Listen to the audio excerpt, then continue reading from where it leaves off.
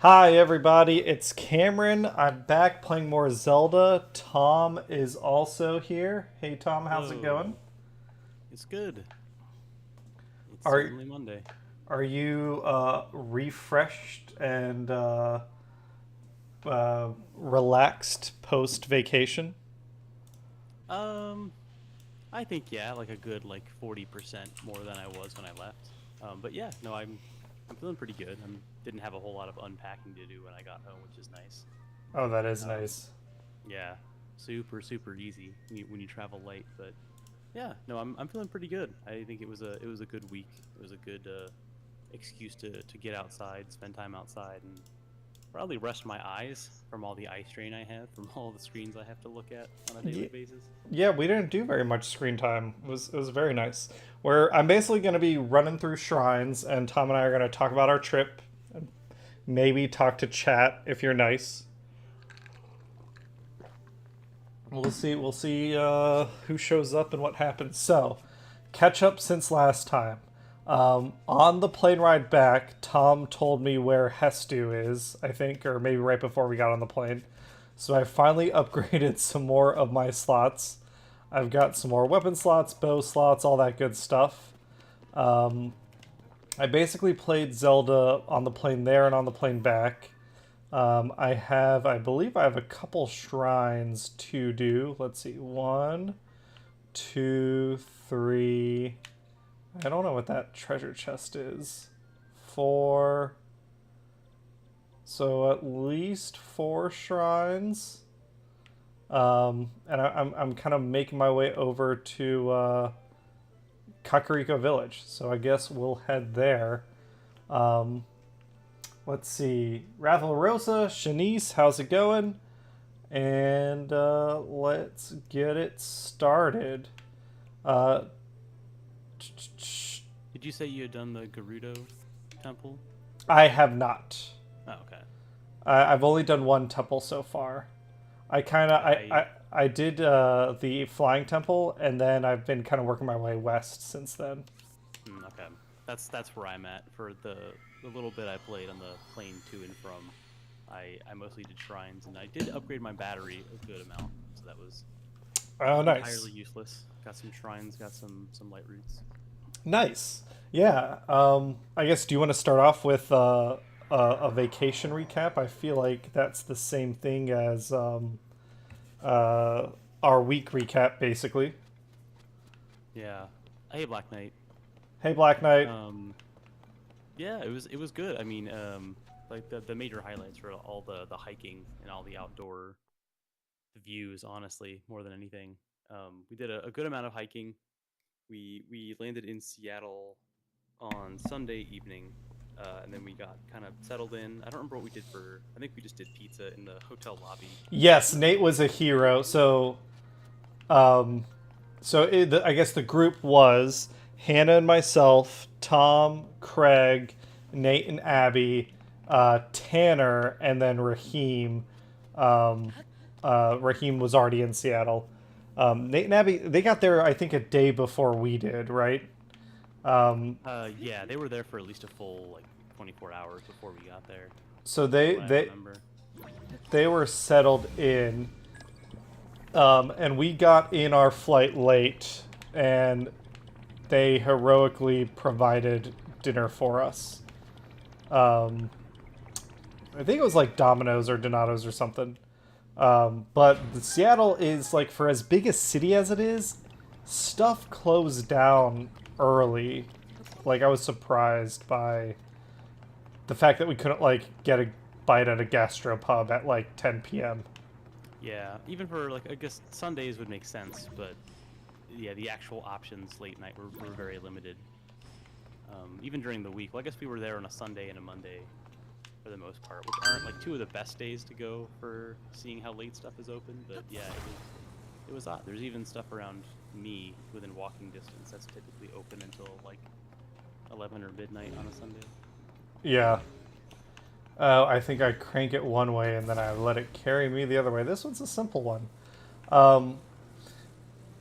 Yeah, it was a little odd, but Seattle was fun. Like Tom said, we spent. Oh, Cheryl, hello. Yes, it was wonderful. The pictures were awesome. We're gonna share more pictures. Unfortunately, probably not. Like, I'm gonna have pictures to share. Tom, you might have some. I think people might have some, but Raheem will probably have the best pictures. And then we found out that Tanner lost, I think it was like half of his film, which is really unfortunate. I think it was like 2 rolls that got like light leaked in somehow. I don't remember exactly what it was, but it's film, so it's pretty permanent. Yeah, it's tragic. Where was the treasure? Ah, shit. I didn't get the treasure chest here. Yeah. Try to get it on the first run if I can. Yeah, I back in the first room. There's something annoying about like having to go back in for the treasure chest.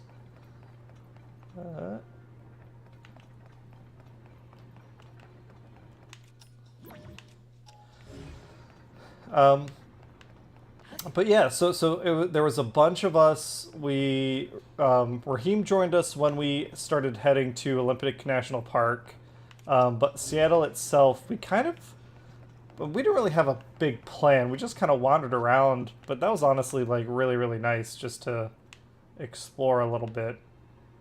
Yeah, I was trying to remember what all we did. Have you been to Seattle before this trip? No, I've never been to Seattle. Never been to anywhere on the West Coast, actually. Oh, I didn't realize that. Yeah, first time on the West Coast.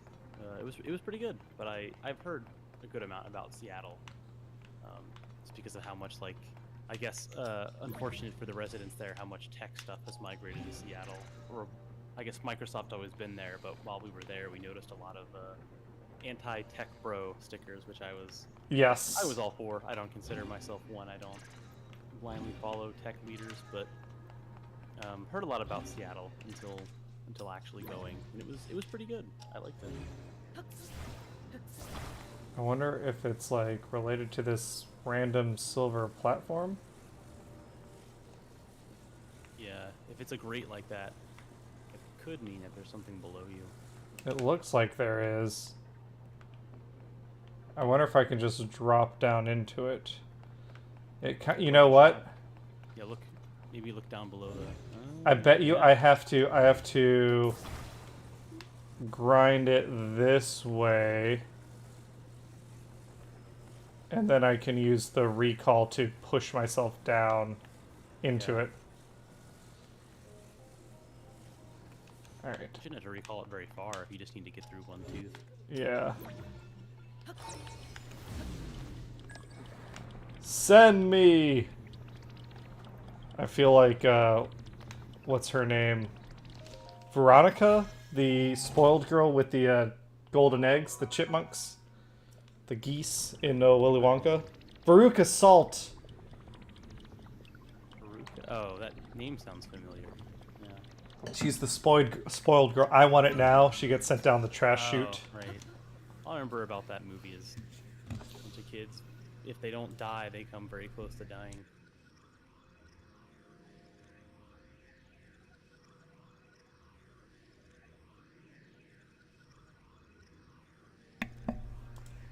Why is it not? What am I? Oh, I just need to shift. Hey, Devil Joe. Yeah, the West Coast for the bits I saw was pretty nice. I've not been to San Francisco, but I know many people growing up who went there pretty often. I think as a Midwesterner, I am generally respective of our the bigger cities. I have a lot of admiration for the bigger cities. I would prefer to live in the West Coast to most places in the States, but I am an East Coast guy. I've realized that when I visited the West Coast that I need a certain level of naked hostility and urgency in my life and neighbors that the West Coast just doesn't provide. Yeah. But yeah, so this was your first time in Seattle. What was your impression of the city? I feel like, I mean, obviously we only had a day to explore, so we didn't see all of the city, but we got a little slice of the downtown, I think. Yeah. I mean, I liked it overall. I think, whenever I go to big cities like that, I'm trying to look at the discrepancies between it and other cities I've been to, and I feel like there's a good amount of the human interaction there is the same as it would be anywhere else. But I thought it was fine. I'll admit I was a little biased on said trip because a partner once told me that people on the West Coast are much nicer up front, but meaner on the inside, and the East Coast is vice versa. Yeah. And I think generally, yeah, that seems pretty true. But it didn't really seem all that different to me. People were as nice as they have been to me on the East Coast. Yeah. But the passive meanness, I guess, of the East Coast, I realize that's just how people typically operate. I don't really take it as directed toward me. Yeah. So I thought it was fine. The people there were really nice. I will say the types of businesses you would see. I mean, just generally in the city or even on the outskirts was pretty cool. It felt a lot a lot more open to creative stuff and a lot more open to things that weren't strictly about making money, I guess, in a weird way. But I don't know, it just felt a little bit more the community was a little tighter. Yes. Which is cool. I think is really nice. I think Seattle captures that vibe. Portland really captures that vibe.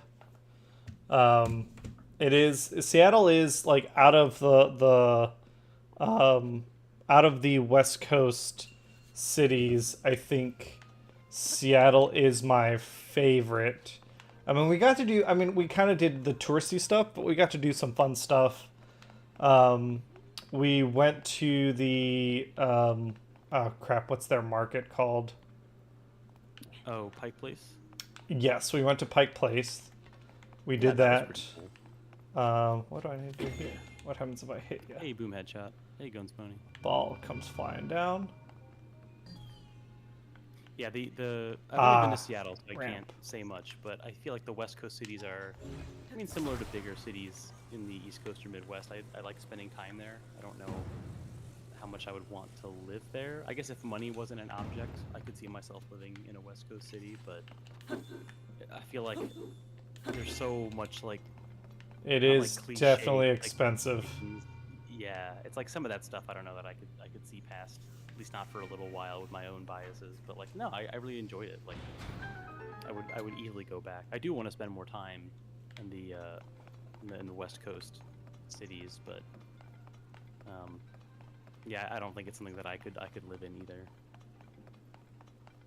Oh yeah, we'll talk about Armored Core 6 in a little bit. Black Knight for sure. Yeah.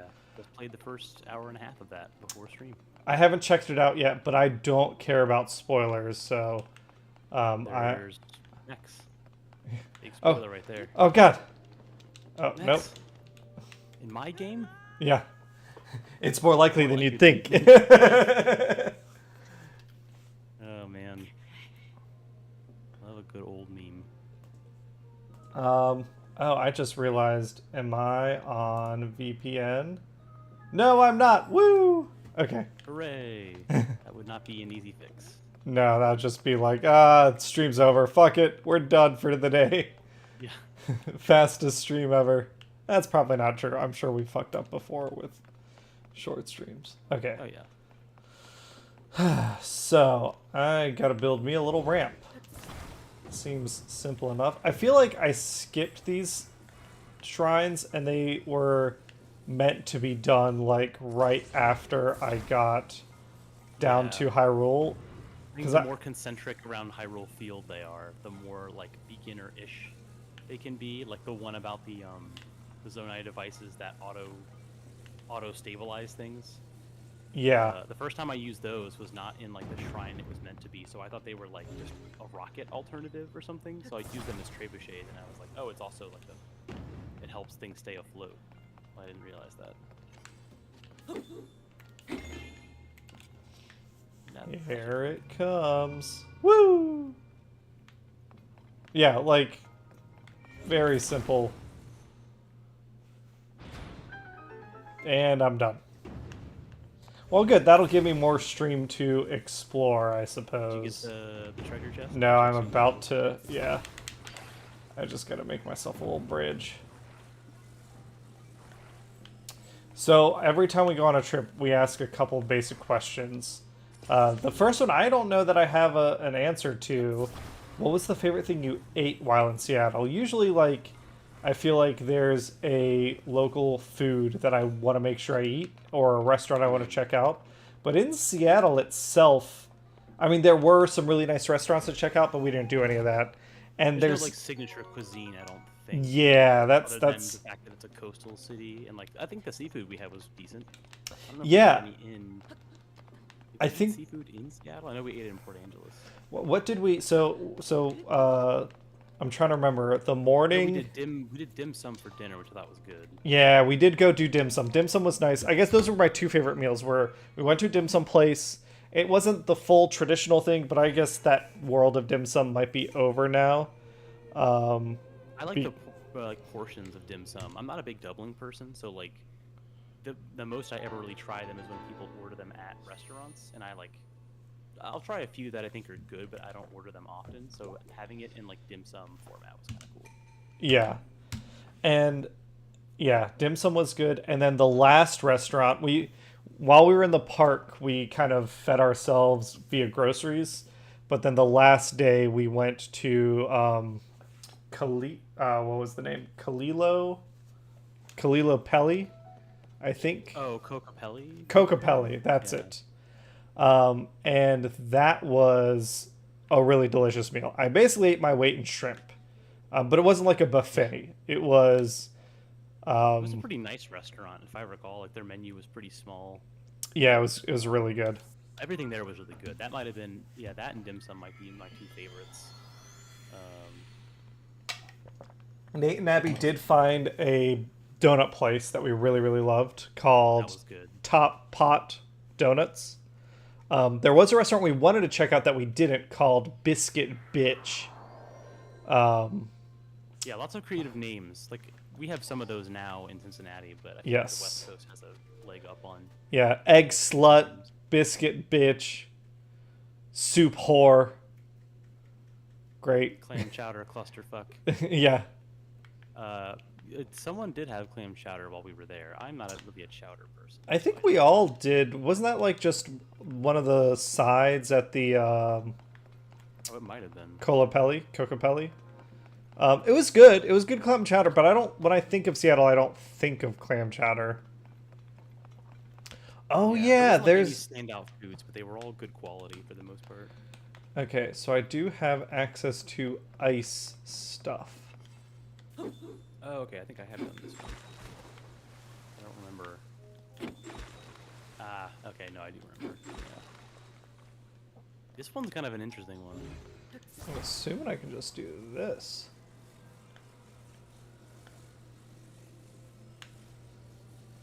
I can't go high enough, can I?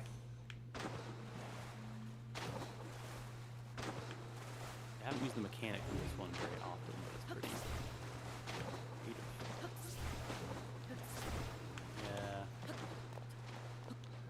Yeah. Interesting. Yeah, this one, when I came to it, I was like, am I going to use this one? And I guess so. There's like a buoyancy ratings for everything in the game. But I got Ultra Hand, Recall. Recall would just send that thing backwards. What if it's not a power, but a trait of physics? Yeah, I think I got it. Can I force it underwater? Anyone in chat, how has your week been? Past week, past. Well, really, how are you doing in general? I know we always say like Yeah. weekend, but No, if time runs together for me. The entire past week was like 4.5 days. only the past 7 days count. If anything happened outside of that, you don't get, and you talk about it, you get banned. Yeah. My judge of time the past week is not the most accurate. That's vacation, baby. Yeah, vacation in a recreational state. Woo! It's Oh, I forgot the little dude here. yeah, just this little random fucker. Yeah. I'm gonna get you. I'm gonna be real mad if you beat me. Oh.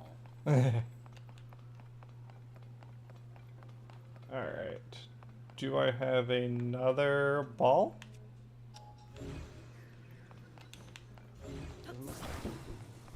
Ball is life. Ball is life, coach. Although that's oddly colored, maybe that's like a submersible thing. Yeah. You could shoot it straight up like a knife. Yeah. Let's try that. Oh, is it too far away now? Are you too good for me I now? was thinking surface area. What if you turn it upright? Yeah, that's what I'm gonna try next. Ooh. Maybe you gotta go from the other side.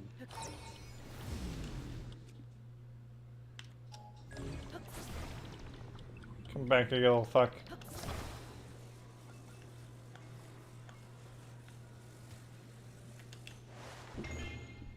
There we go. Yeah, so Seattle itself was awesome, and then when we were done with Seattle, we went to Olympic National Park for about a week. It's funny that it floats perfectly vertically. That seems silly to me. Yeah. That it'll float like that. I guess that's what happens when you have, like, deterministic physics. Yeah. It's not worried about like the weight against the water. It just worries about the weight against like the 2D plane. Yeah. Just, I think it might be a check, like, am I below the surface? If yes, then shoot me up. Right, yeah. The floating supersedes regular gravity. Hey. Alright. Oh, I can't while I'm standing on it? Hmm.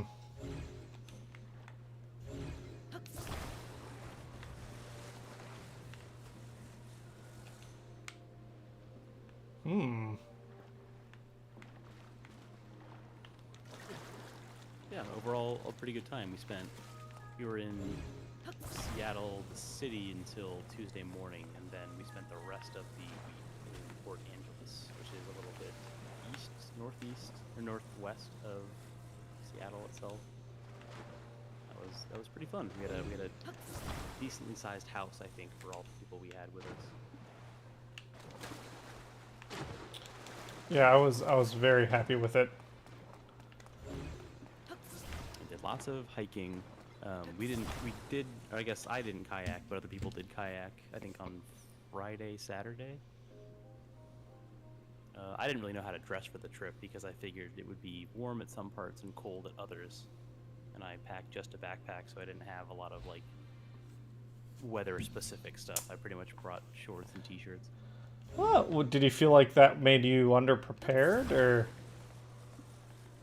I mean, like, yeah, it wasn't bad. Like when it was cold, I wasn't like freezing. It was just kind of like a temperate like summer wind, I guess, which for the West Coast didn't seem all that bad.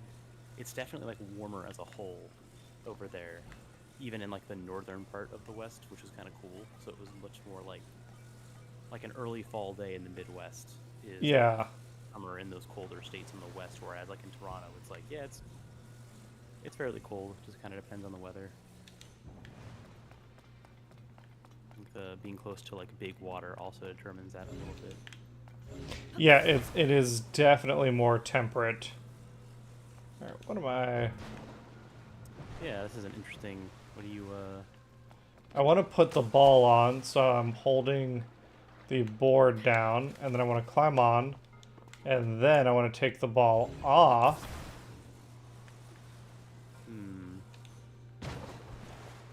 Yeah, boom headshot. Yeah, Black Knight was just talking about on the 4-6. Only played a little bit, but I'm liking it a lot so far. It is. Boy, howdy, is it difficult, but it is a fun difficult. Is that stuck now?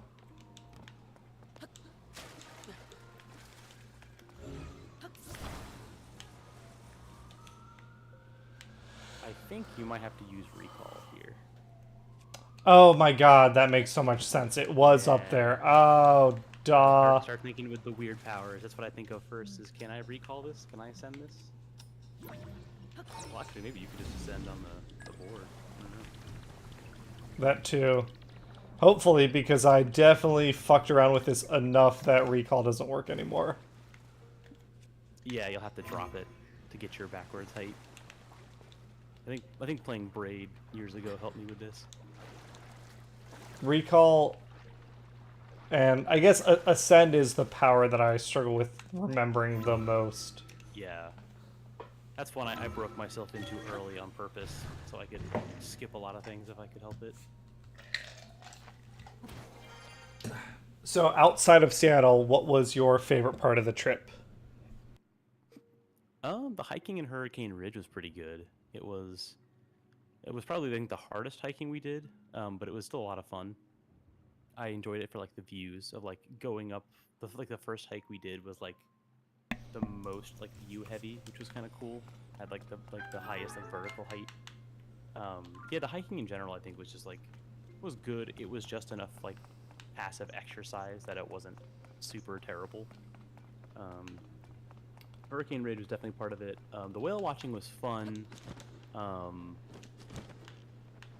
I don't know, like I mentioned this on stream before, but part of what I struggle with like outdoorsy activities is like being like living in the moment and like appreciating it. So I was trying to do more of that, and I think it was successful this trip. But it was like whale watching was like it's fun. I like watching whales. I like animals.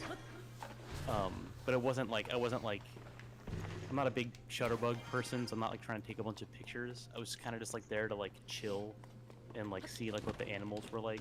And most of what whale watching is like when something appears in the distance or even close, like everyone gets outside the boat and kind of like tries to find a spot to like take pictures of the whales, and like that's very cool. But like I didn't feel super like motivated to go watch everything as close as possible. Yeah. But like it was kind of fun. Like I made my own entertainment out of that, and that was a lot of fun. It was a unique experience. I'll say that for sure. I wonder if you'd like whale watching. Hey, Ian, what's up? I wonder if you'd like. We're talking about our trip to Seattle, which, speaking of, off stream we'll have to talk about it. We're trying to come up to New York sometime, New York City. So maybe you and the missus can meet us over there. Yeah. Yeah, that would be fun. I wouldn't mind. Like, I wouldn't mind doing it again for sure. Like, it was a fun activity. It was definitely unique, which I think I was trying to do more of this time around. Something you hadn't done before. Yeah, I hadn't done before, and like wanted to like say I've done it. I've done. What it's like. I've done whale watching twice. I've done it once in Alaska, and I think Alaska was basically the same as you. It's essentially like a ferry type craft. It's not. It wasn't moving like super fast, I assume. Like it was going, but not like booking it. And Yeah, you so- kind of get yeah. near-ish, but not super close, and you watch from a distance. Then I did it in Iceland, and in Iceland, they put us on freaking like ski-doos, and they had a spotter ship with a dude with a walkie-talkie that said, "Here's where the pod is," and we just fucking took off after them, and I got to like touch a minke whale. That was way cooler, more fast-paced, just more fun in general. All right, Right. I think it's time to go to Kakariko Village and let's see what's up. Have you not been there yet? Well, I've been there to get this shrine, but I avoided doing anything in Kakariko Village until I was back on stream. I wanted Okay. to hold off on it. Yeah, and like I understand why. Like we did see some orcas on the way back on the boat, which was cool. And like obviously I think they're still endangered to some degree. So there's Yes. a law, there's a federal law, and then I guess there's like state laws about it. But depending on where you are, there's a certain distance you can get within orcas, and then anything beyond that is illegal. Which I mean makes sense to me. I'm not like a person where like I don't mind like touching stuff. Like touch tanks at aquariums are cool. But like I also don't, it's not like, oh, if I don't get to see it up close then it sucks. It's more of like I'm fine. Like they don't scare me, but also I'm not gonna make it a huge priority and get disappointed if I don't get to like ride a whale or something. But it was cool. Like it was nice to be able to see that stuff. So it was kind of cool to like check that box as an activity. Cheryl says, I assume no TTRPG update. That's Well, you assume wrong. technically not correct. We did technically play D&D while we were in Port Angeles. Yeah, you Played the next session of Avernus Rising. you fucking idiot. Cameron you brought two laptops, didn't you? Your work and your... They're both personal laptops. I brought my old one and my new one. Okay, so we can launch our. I see. Okay, so if I Yeah, this hit this, it'll arise me. So why don't I take this piece over here, and then I will stand here, and let's arise some shit. Nope. Oh fuck. All right, I learned something. Well, that one's risen. Yeah. Hey. Ah. Forgot which way's up. Don't we all sometimes? Yeah, no, Cheryl, we did get to play some Avernus Rising in Port Angeles. We finished up, I guess it was technically the second half of the first session, where we were getting some evacuees out of Elturel right before it. Well, I guess it's not really. I guess it's not really spoilers, right? It is established pretty early. It's an old game, and it's Baldur's Gate: Descent into Avernus came out in like 2019, I think, and Baldur's Gate 3 came out. I think it's fine to say it. Yeah, I guess they do. They talk Woo! about Baldur's Gate 3. If you've been to, in the early hours of BG3, if you've been to the Druid Enclave, where the people trying to get to Baldur's Gate, the Tiefling mostly group is trying to go, it's essentially a group who escaped from where they're coming from is the place we are evacuating people out of. So Yes. essentially, that group is like another version of us. They're just not Hellriders. Yes. So it was fun. We'll talk about that in more detail in a moment. I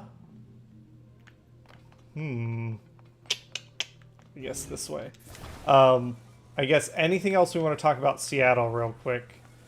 I was just kind of covering highlights. It was mostly the hiking. Yeah, we got to play a did bunch get of board to- games. That was fun. Yeah, we played a couple board games. We did some stargazing on Ruby Beach. Yes.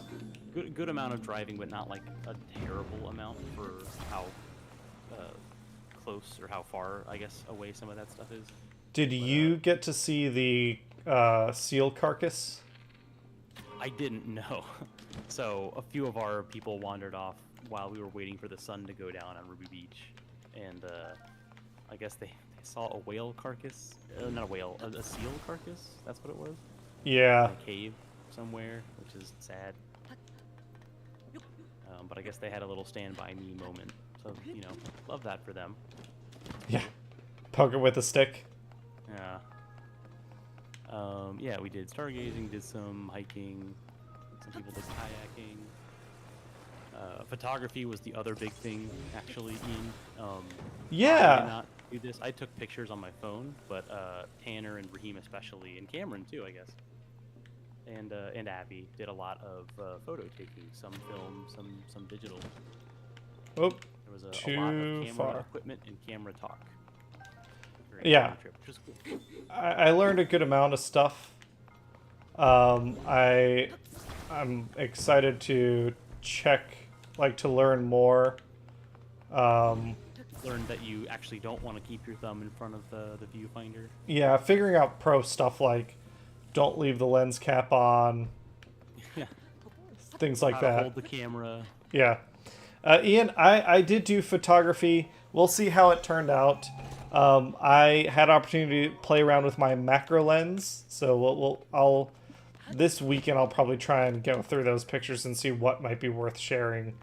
But yeah, it was a lot of fun. I think Tanner has maybe been convinced to get a digital camera, especially after he in addition to his actual, after he unfortunately lost his footage from his film. That sucks. Raheem was 100% in his element. He loved every moment of it. It was just a good mix of nailed it. It was just a good mix of a bunch of different activities we got to do. Everyone, I think, got to do a couple things that they really enjoyed. Is that ball still not? Damn, look at it circle the drain. That's gonna take some time.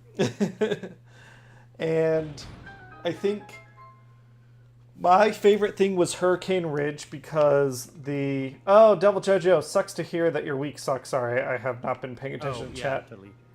Or missed that. Yeah, that sucks. Double Joe classes are. I'm glad I'm not in school, but also respect to everyone who is still in school in any capacity, no matter how old you are, because that's hard to wake up to every day sometimes. Yes. But yeah, a lot of beautiful hiking. Got to see the rainforest. Got to see the coast. I think we've talked about everything in Seattle, basically. It was good to see people. Nate and Abby, it was a lot of fun to hang out with them. Whee! Yeah, it was fun. It definitely is one of those trips where it's like one of those trips where it's mostly pictures and a lot of it was like sightseeing and like view seeing, so it's kind of hard to like emulate that over words. That isn't just like I don't know if anyone else gets this, but sometimes my eyes kind of gloss over when people talk about that, and I don't mean that in a mean way. It's just because it's like, oh, I'm sure it was good. Yeah. But like being there is a totally different thing. Yeah, if you're not on our Discord, we will have an album at some point once we get done with all our pictures. So there will be plenty of, and we've already shared some stuff. So check Ian, it out. You've been doing some photography recently, right? I saw also on our Discord we have a photography channel where we talk about photography and Yes. pictures and everything related to capturing things with light. Yeah, Ian, it seems like you've really taken to it. Alright, what is a good way to... Photography is all you do anymore? Is that now like your official job? That'd be pretty sick. But see, now you can't aim an arrow at it. Well, I guess you could just hit the frame and that'll go. What if I do this, though? Get in here, and then recall. Ian, I think that counts. I mean... Woo! Nope, not fast enough. Alright, good to know. Yeah, no, recall will not work for that. Whee! Oh, I was greedy. I was a greedy little boy. Yeah, Wow. Ian, I'm with you there. The only people I'd call no. Marathon. The only people I'd call like photographers like Raheem gets paid for his pictures, and Tanner does things with like actual film. I just take pictures. Yeah, Um, that's why I just took cell phone pictures. I was like, I want them for me, but I'm not super worried about like quality and aperture and stuff, as long as it's like mostly in focus. yeah, for me it was more like I've had the camera for like 4 years. I should Trying to get your value out use of it. it. Yeah. I get that. All right. I think it's time to go visit a goddess statue. Get some stams back. Put you at 7. I think so. Yeah. Maybe I'll You can do 2. yeah, maybe I'll wait and do a twofer. Yeah, I'm trying to think about anything else that stands out. Funny stories. I don't know why it happened a couple times, but it at certain points, maybe it's just because our schedules were a little different. It felt like we were ditching ditching Craig and Raheem at different points in time.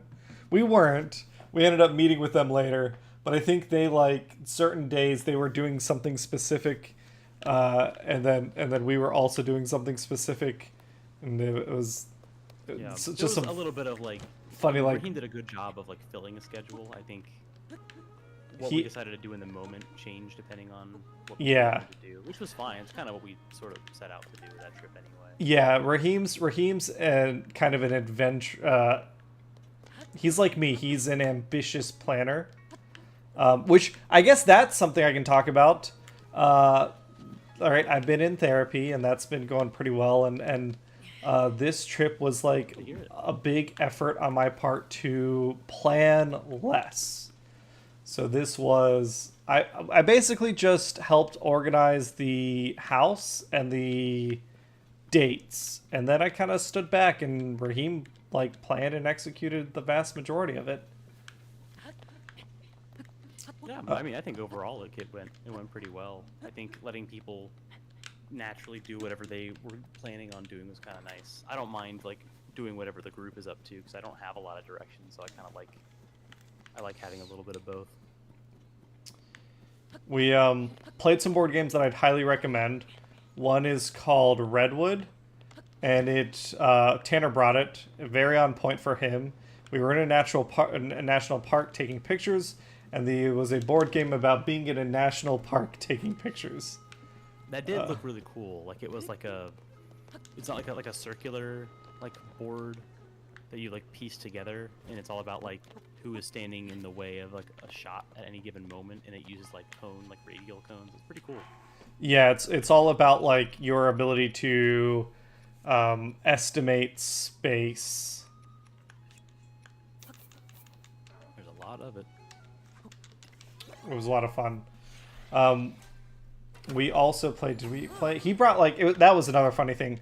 Tanner brought like a duffel bag full of board games. Unfortunately, I think we only played like 4 because we were like that busy. I mean, unfortunately, we were busy enough having a lot of fun doing other activities that we didn't get to play the board games that he brought. But we still had a really great time. Ooh, Sticky Frog. Yeah. It was good for my sleep schedule in a weird way because You even synced though, up like, to it? shifted. Yeah, well, it shifted like 3 hours, so like staying up late for me was just like kind of like going to bed at like the time I should be normally A reasonable time, yeah. in the East Coast. So yeah, it was kind of nice because the days felt quicker, that's for sure. Like they bled together more, but like going to bed when everyone else was kind of like a good reset for my brain. I kind of got some good quality sleep, even though I chose to sleep on 2 recliners put together, which actually wasn't that bad. It was pretty nice. Yeah, that was. I know we like booked the thing together and everything, but I I think as a group we must have misread. It said like 5 bedrooms and 6 beds. I was assuming like 2 of the beds were in living rooms. Instead of Yeah. having like dedicated bedrooms for them, which was a little annoying.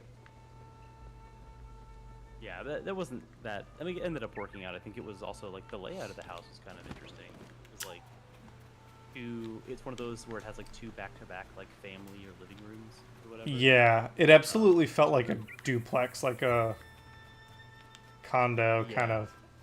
That's what Abby was saying too. It reminded her of the Probasco, the Ludlow house, with the duplex.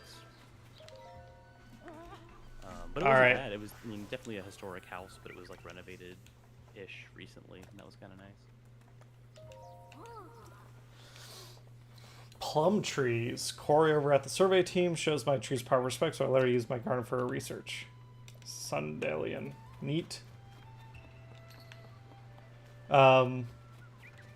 Yeah, overall good trip, relaxing, got to see lots of cool animals, did a lot of wildlife stuff, hung out. Right, yeah. Nice to see Nate and Abby and Raheem. We did get to see some chipmunks up close. Yeah, Hannah got a Disney princess moment. I'm sure she'll talk about it during the next stream that she's on. But basically, we were hiking and a chipmunk followed her for like maybe 50 feet, maybe 100 feet down the trail, like almost hand in hand. It was really, really cute. We got to see marmots.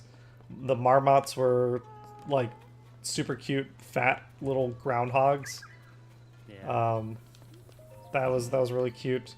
Some weird chicken things. I think they were calling them grouses, but I don't know that they were grouses. I need to look it up later. I touched apparently a pretty poisonous lizard. I couldn't tell if you were being serious about that or not. Yeah, it is. I mean, I didn't get sick because I didn't eat the lizard, but it was apparently poisonous. That's why I washed my hand like 4 times before I ate anything. Yeah, probably a good idea. We brought Hannah and I brought our kayaks, and that was awesome. Those were cool to see in the water, like how they work, like unfolding them and stuff. All right, I should actually read this. I think that's it. Good trip overall. Let's switch over to... You want to talk some Armored Core while I read this out loud to myself? Yeah, actually, I was going to use the bathroom real quick, and then I will come back and talk about... Sounds good. Armored Core. I'll put Caleb's journal. While Taro and I were taking a break, he asked me, "Hey Caleb, what attracted you to join the Zonai survey team?" And I said, "Well, a little flustered." Oh, no, this is actually... Oh my god, this is like literally the drama that I was pretending it was. Caleb wanted to... Yeah, she wanted some of that Toro dick. Awesome. Good for you, girl. A little flustered, I answered that I heard its research division was led by a brilliant man by the name of Toro. Because of you, essentially. I meant it sincerely. And in my heart, I long to continue. You're not like these other dullards. You know, you immediately grasp the breadth of my vision. Of course, no such thing passed my lips, but I'm certain that Toro, and no one else, is the man who can help the world see my indescribable worth. Oh, okay. Never mind. Maybe it's a little gross. Toro's done nothing but surprise since I joined the Zorno survey team. Research site, Bare Earth, a standard stone slab. Yep.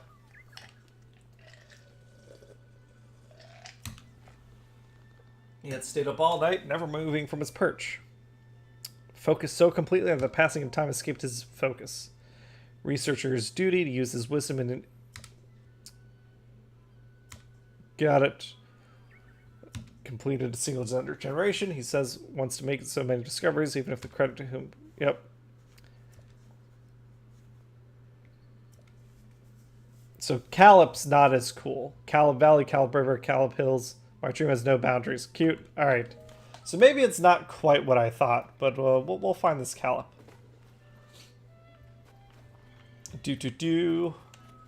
Ooh, clothes. Can I afford them? 5,000 gold or rupees. Clary. Lasley's looking after her grandma. Got it. Ah. Okay.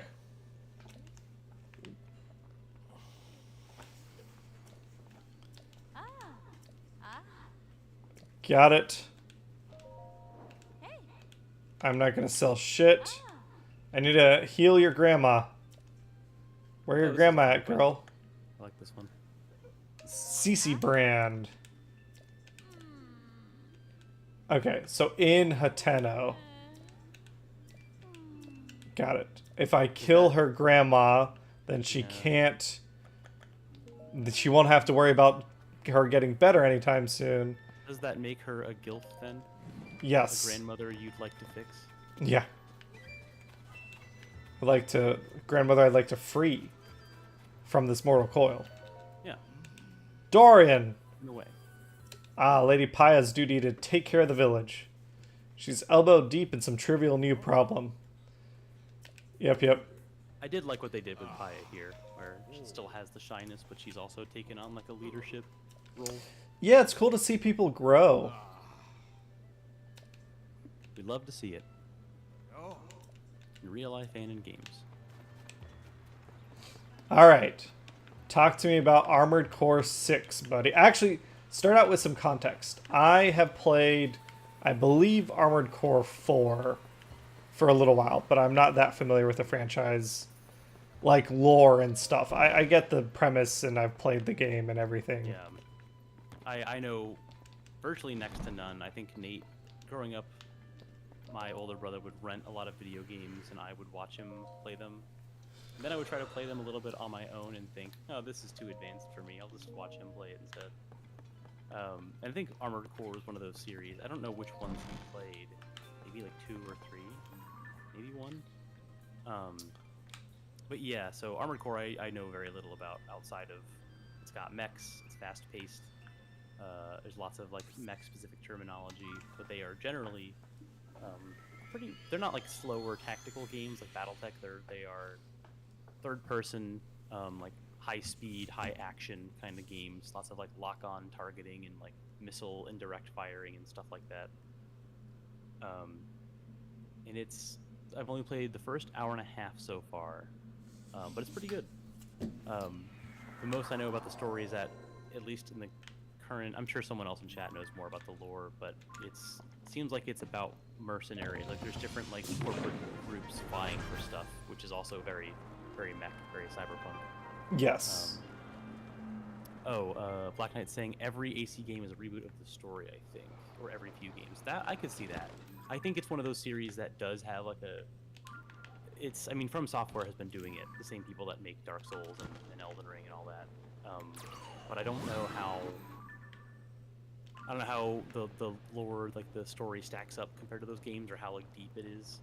But it's like on the surface, you know, if you play another mech game or another futuristic kind of game like this with parts, it's pretty similar.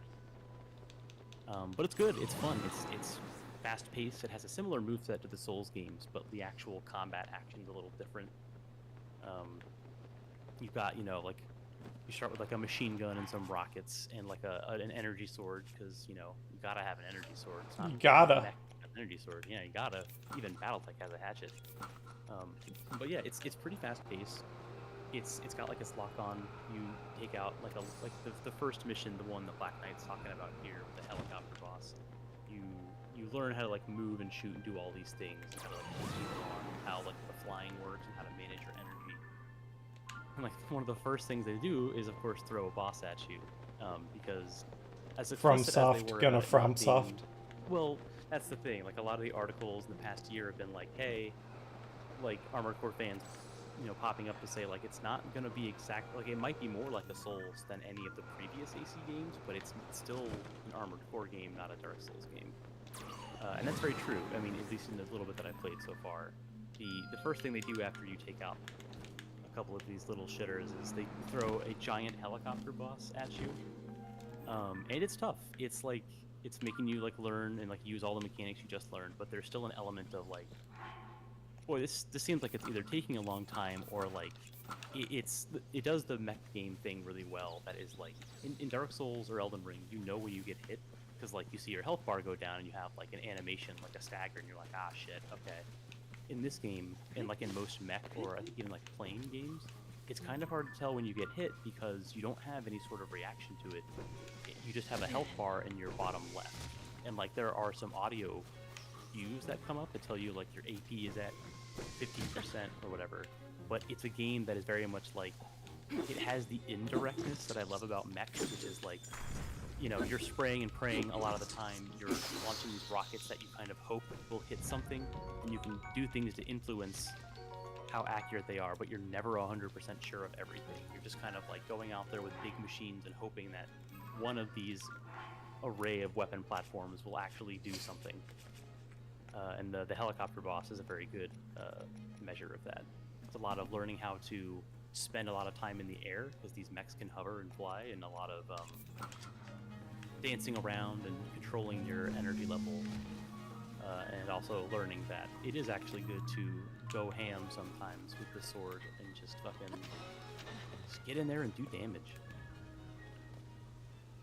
But yeah, so far it's been pretty good. I just unlocked like the actual like missions, like structure, like the hub, moments before the stream, but I'm liking it a lot so far. It's very pretty. It's very good. I was gonna ask, it doesn't get super in the way either. how do you like the AC aesthetic compared to other robot media genres, other robot media franchise, like Armored Core versus Mech Warrior versus Gundam versus I don't know, whatever else. Yeah, from the little bit of like Armored Core I've actually like seen recently, I've been watching some people play 4 and 4 Answer, but before release, and I think from what I've seen so far, it seems like AC is a good mix between like the super part of Gundam and like the realist part of like Battlefield or Mech Warrior. Mech Warrior has a lot of very clunky, like you can end up in, you know, giant mechs that don't have any arms. It's just like 2 more turret points. And you kind of are just in a walking tank, whereas AC feels a little bit more like, more humanoid, more on the side of Gundam, in that like it's got like, typically you start with 2 legs and 2 arms, but you can change those too. Like you can get treads, you can get like a spider legs or whatever. But it's kind of more in the like, mechs can take more shapes and forms than just tanks and also people. And the actual aesthetic is pretty cool. Like, even like some of the enemies you fight look pretty sick. And it does another good thing that I wish BattleTech kind of did more of, which is like, mechs are a class of vehicle in a lot of these like universes. Like you still have tanks and planes and things, and mechs are usually like another column. But in this one, like the helicopter boss you fight is essentially just a helicopter, but it does technically, I think, count as an armored core because of the like qualifications of what an armored core is, which I don't actually know what those are. But it's a little bit more like, it muddies the water between realism and like super stuff. Gotcha. Which is pretty sick. Maybe a little more along like Metal Gear lines. Yeah, like Metal Gear, especially in the later games where they were like, Metal Gear starts out more BattleTech and then it goes into more Gundam from what I've seen from Revengeance. And it is, yeah, it's a little bit more of like that midpoint of like, you know, it's all still fueled by like energy and physics, science fiction, but it is still a game that's like, we like to push numbers as high as they can go. Like, you know, you're using this boost, you're using all these like extra like core systems because that's what they're designed to do, right? These are still military tools. They're not like, you're not a person, you're still, well, you're a person inside of a mech, and you're using this to accomplish a task. You customize it so that you can accomplish that task better. Within that customization, there is some self-expression, which is pretty cool. Gotcha. That makes sense. Yeah. Yeah, okay, so Black Knight, yeah, if the actual armored core refers to modular vehicles, and that's kind of what they are. Like, BattleTech sort of hits at that, but like AC does a better job of like, no, it doesn't matter, it's just a, you know, it's a modular vehicle that the parts are interchangeable for. Which is cool to see, because there's like, I haven't played very far yet, but I've seen a lot of like other people's builds. Like I saw, I think Black Knight, you had a mech that was like this purple 4-legged thing with a sniper rifle, and he's just flying around with these 4 legs, and then whenever he feels like just taking pot shots, he can do that in midair. So it's a game that is, the other interesting part is it's more about 3D space. In Dark Souls, you don't really have a jump, I guess in Elden Ring you do, but there's a lot more like tooltips and loading screens that are like, hey, remember you can dodge forward and horizontally, but you can also dodge like diagonally back. And you're going to need to, because some of these, like, if someone launches a whole like array of missiles at you, you can speed up, but if you're heading in a certain angle that like complements the angle of the missiles, they're still gonna hit you like half of them. But if you move in the like opposite direction, you can better avoid things.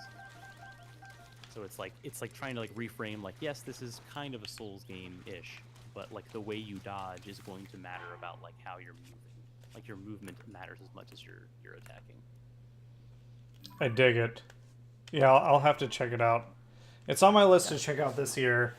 There's other stuff I want to like figure out first.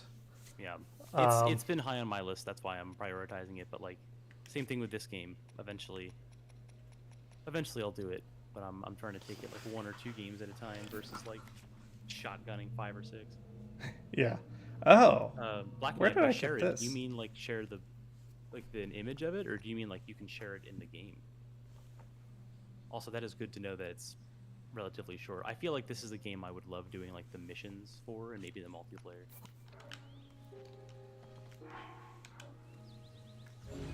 Oh, cool. Yeah, I mean, if you want to send it my way, feel free. I love that you can save loadouts and templates. Big fan of templates in games, just in general. Love being able to save and load hotbars and templates. Love a good object-oriented based UI. That's pretty sick. All right, what do I have? I have some clubs. I guess I'm. Confused. Yeah. What is that 40 damage spear you have that's not been fused yet? That's ridiculous. Gloom spear. That was one of the Shadow Ganondorf spears. Okay, that would explain. I was like, that's a lot of damage for something that hasn't been modded yet. I think I'll hold on to the rest without modding it yet. Yeah. Just to see if I get something better before I spend mod materials. I typically, what I'll do is I'll put like 2 broadswords together, just make a sword, and then if I get something better, like a rock, if I need to like break rocks, I'll just destroy the fused material. They're cheap. Ooh, what's this? I have really been enjoying monster parts more. Like I've been enjoying this mechanic a lot. Yeah. I haven't put them on things often, like taking them out of my inventory for the sake of making a horn spear, but the few times I do, pretty clutch.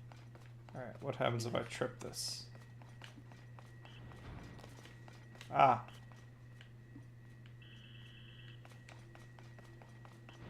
But yeah, so far, I literally downloaded it at like 4 or 5 hours ago, played the first hour or so. It was definitely like, took me a few tries on that helicopter boss, but it was like a really good, like, take a step back and think about how you're approaching this fight. I was trying to do more sit behind cover and kind of cover shooter it.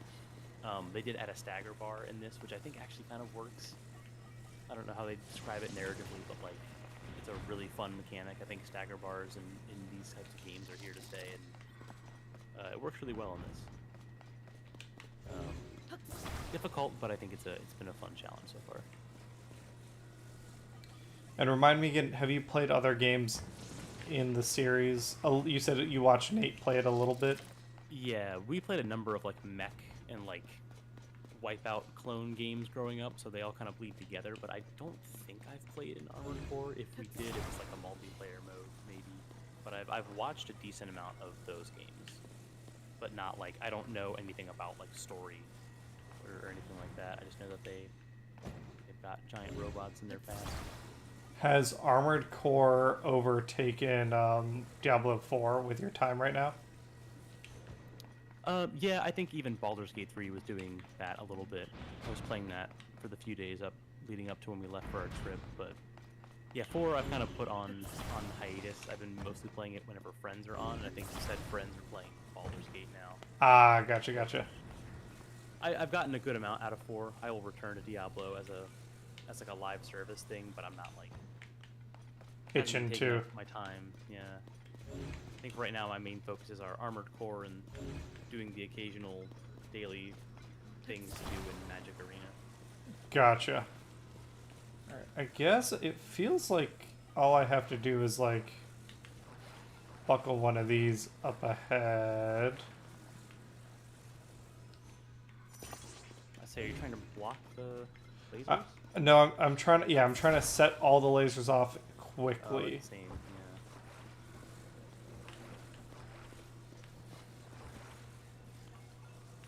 Yeah. Yeah, I see what this is. So okay, if I just do this, will you drag me? Simple. Yeah.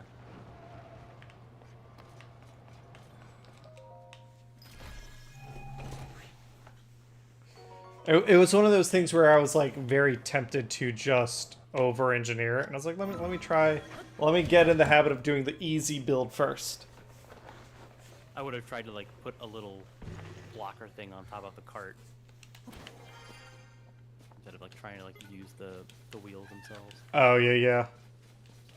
I think that could have been equally valid. I think yours was more efficient because you only needed to put on those 2 wheels. It wasn't like a whole making a house for a car.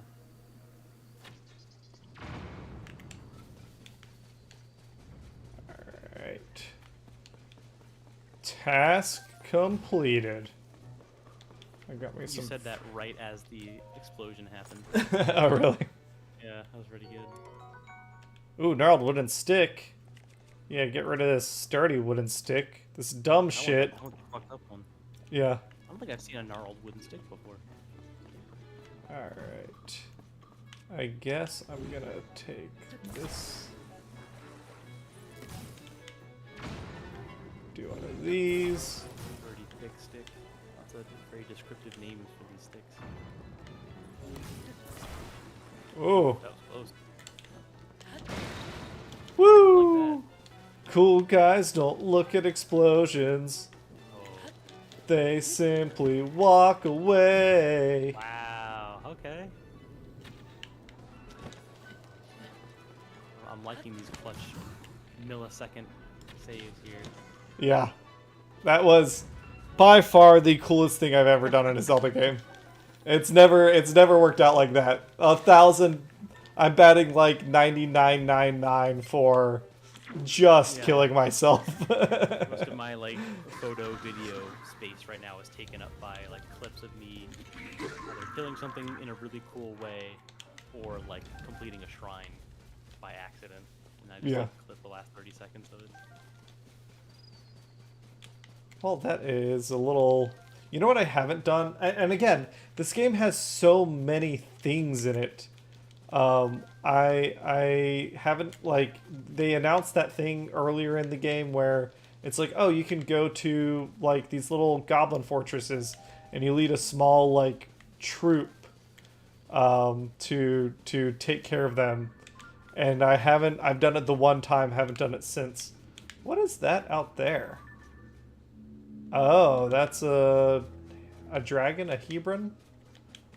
Interessant. Oh, one of the Gleeoks, I think. I still Oh, that's what it's called, a Gleeok, I have yes. pictures of all of them, but I have not fought any of them. Yeah, the picture taking, all of it is just... I haven't been super good about doing, like... like, the first game, there was enough stuff that I really enjoyed completing it. This game, there's enough stuff that it broke my ability to try and complete it, and I'm just enjoying doing what I'm doing. It's the most, like, haphazard I've played a video game in a long time. Yeah, I kind of pick and chose the stuff I did. I've been doing a lot of pictures for the sake of the Sensor Plus, just so I can find anything if I can get it, but, like, I'm not going to do all the Koroks. I probably won't fill out my battery. I want more battery, but I'm not, like, gunning to get all of it filled immediately. I'm kind of trying to, like, make some progress, do a temple, make some progress, do a temple, and I think pretty happy with that. Yeah, I didn't do that with Breath of the Wild either, but I think the amount of time I've already had this game, I'm kind of just, like, doing the core side quests and the main quest, and then if I feel like coming back to it, I will. Yeah. I asked if anyone's been playing any TTRPG stuff lately. Devil Joe said no. Finn and Poe said they played the Avatar TTRPG recently. Hey, Finn and Poe. How's it going? Have you been watching... has anyone in chat... Ian, we're talking about Star Wars. Has anyone in chat been watching the new Star Wars show, Ahsoka? I have not, but I've heard it's pretty good. I'll admit she's a character I don't have like a ton of affinity for. She seems cool as a character, but I haven't watched any Star Wars stuff in a long time. I'm wondering. You know what? I already know what it is. I already know. The Avatar TTRPG. I wanted to play that. Someone on the Discord was supposed to smack that shit. Oh, wait, yeah. Was supposed to run a game, but I think they got nervous or something happened. It's on my list to do a starter game of that, but I've been struggling with this Cyberpunk Red RPG. I've been like, I don't know. I feel like maybe I'm just being stubborn. I don't think I like it. I don't think I like Cyberpunk Red. I don't think... What's parts about it you don't like? I think it doesn't do a good job doing combat, and I don't know if it's... I don't want to blame the players, but it doesn't feel different than Dungeons and Dragons when we're playing it. No one... Like, I'm trying to do the slang and the aesthetic and the style over substance. No one else in the party is really doing that. So it feels awkward. And then the combat isn't like... I mean, it's fine, but it's not like incredibly good that it's like making up for it, if that makes sense. Yeah, I think a lot of Cyberpunk stuff presents itself as being like... It has the capability of that, like Shadowrun's kind of similar. I think it's more action forward. Like you can do combat in either that or Cyberpunk. But I think Cyberpunk, like the genre of stuff, is a little bit more about like the heist. So it's like assuming that like your players are trying to do the quiet thing first until they have to go loud. At least that's what like the generic like adventures seem to be like. Is kind of like you can do combat, but it is riskier because it is much more like it's guns and it's like real life people. Like, you know, if you have a fight, it's either going to take a really long time or it's going to be very quick and very lethal. Yeah. I mean, the little bit we played, it was fine. I haven't played enough to really say, but I know like setting wise, a lot of Were you stuff being that. were you left wanting to play more, or once you were done, you're like, oh, I'm glad I checked that out, but I don't. I definitely would play more. I was mostly leaving some of those open slots early for other players, so we could get more like a bigger rotation of people in. I would play more of it. I think it's fun, but I think I've only ever played like the 1 or 2 sessions. It definitely is something that it's very like, because it's just humans. It's very grounded in like having a lot of inventory, doing a lot of setup and a lot of prep. Yeah. It's got more of like the crime scene stuff to it. It's got more of the like building reputation and having contacts and stuff. And like combat is definitely the major action, but I think it is one of those things where it's like if you're trying to go in and murder hobo stuff, it's a lot harder in a world where almost everyone is armed to the teeth, and the people don't presume you to be good. Everyone is kind of cautious about you in the first place. So like combat is a lot more like higher stakes and very lethal, whereas in D&D it's kind of like adventurers have some amount of like hero power to them. I'm not sure that's very true in early Cyberpunk. Yeah, I Snatch. Oh no! What would you do? I was trying to grab the treasure chest. Oh. That's okay. I can. Yeah, it'll take me back eventually. Come here. There we go. Stubborn bastard. Yeah, murder hoboing in Cyberpunk Red is particularly uninteresting to me. Even more so than in D&D. And maybe that's it. Maybe I need to, like, come up... I can't just be running, like, little one-shots, because it just ends up being all combat. And I really need to embrace the idea of doing things differently. Yeah. Which I think is hard, like, because even, like, D&D as a game, the majority of memes are almost entirely about someone making some sort of charisma check or combat, because that's what video games typically feature, right? Is combat, because it's like an easy thing that's actionable to recreate.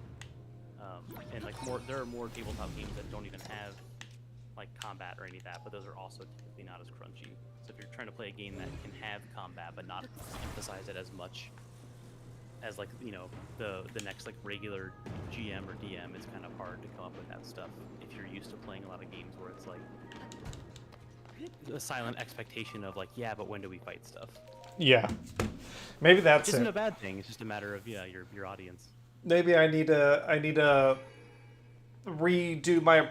That's the thing. I want to make it work. I want to make a system other than D&D, like something I run on the regular, and I think aesthetically I want it to be Cyberpunk Red. So I'm my goal. What I've set for myself is I want to run at least the pre-made adventures and modules, and then after I've done all of them, then I can be like, okay, I've done my best effort at getting a taste of what the developers envisioned. Let's see, like, do I like it at that point? And if I don't at that point, then, maybe it's just not the game for me. Yeah. Oh, that is I think like... that's the other hard part is I notice this a lot in video games with people that run like mods and like custom things. But like that TTRPG is especially good about that because it's so easy to say like, well, I'm gonna do the different rule set for explosions or whatever. And I think a lot of those things make those games typically better, right? Or at least, for that person's experience, it's a different way of doing it and it's more manageable for some people. But it's also like, yeah, how much do I want to try and play like the rules as written versus how much time do I want to spend on this Discord server being like, yeah, my buddy Steve, he's actually really well known as, just Steve, and he made this mod that everyone uses for Lancer and Foundry. And it's pretty good. It's almost like it's pretty essential to even playing this game online. So, but it's also like, yeah, but do I have to do that? Is that required? Yeah, I fall into the camp of playing rules as written and playing modules starting out to like really understand the developer's vision for the system, and after you've gotten a good handle of that, then like do whatever you want, customize, break the game, and all that stuff. I have found there are people that I play with. The princess's voice. Hey there, partner. You're working really hard and pretty late, aren't you? Even without wings, you've traveled all the way here, and that shows some serious reporter spirit. Well, let me give you the scoop. Some folks heard a voice near here that sounds like Princess Zelda. She keeps saying, "Fuck me." I've heard the chirps and warbles from my little birds and headed straight here, but something's fishing. For starters, the strange voice is crowing from Hyrule Plain to the northwest, night after night after night. Oh, leave the arms. Leave the arms. Got it. Interesting. Leave the arms. They've been throwing weapons. Yeah. All right. Got it. An eerie voice. Fun side quest. Wonder if it's about skeletons. Yeah. Throw Stalfo's arms. Yeah. All right, give me a pony point. Woo! I don't think I've done this one yet, and I need this for this. I'm trying to do all the Pony points. quests if I can help it. Well, Yeah. not the pony point, the stuff with pen. So we're long.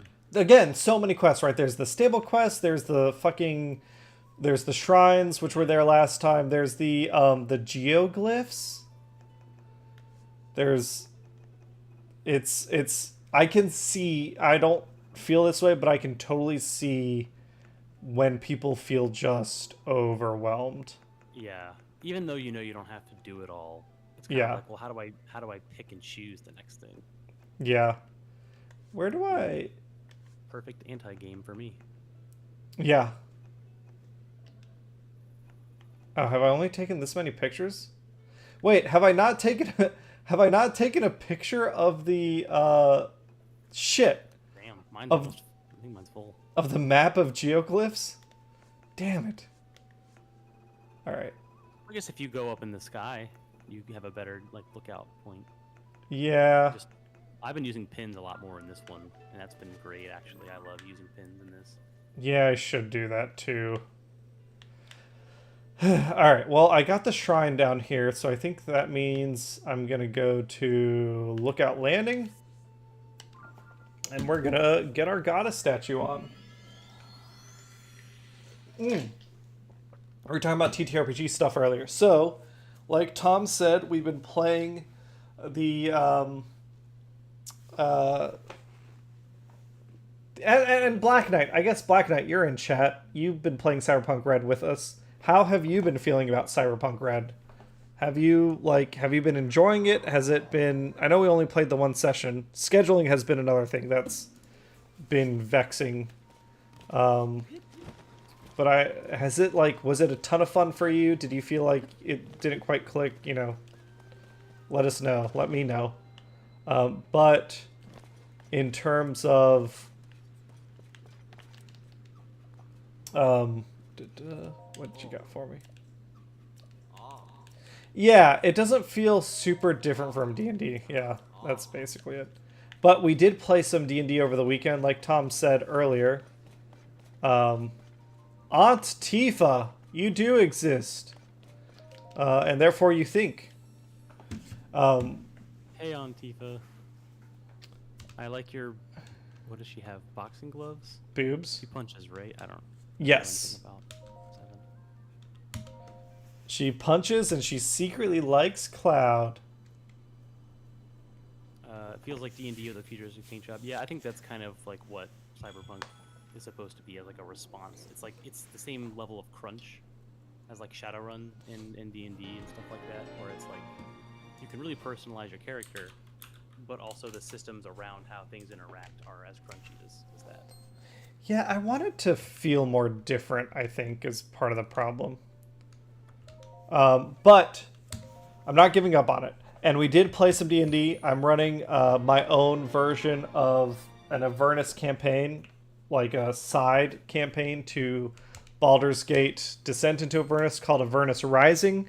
We finished our first session.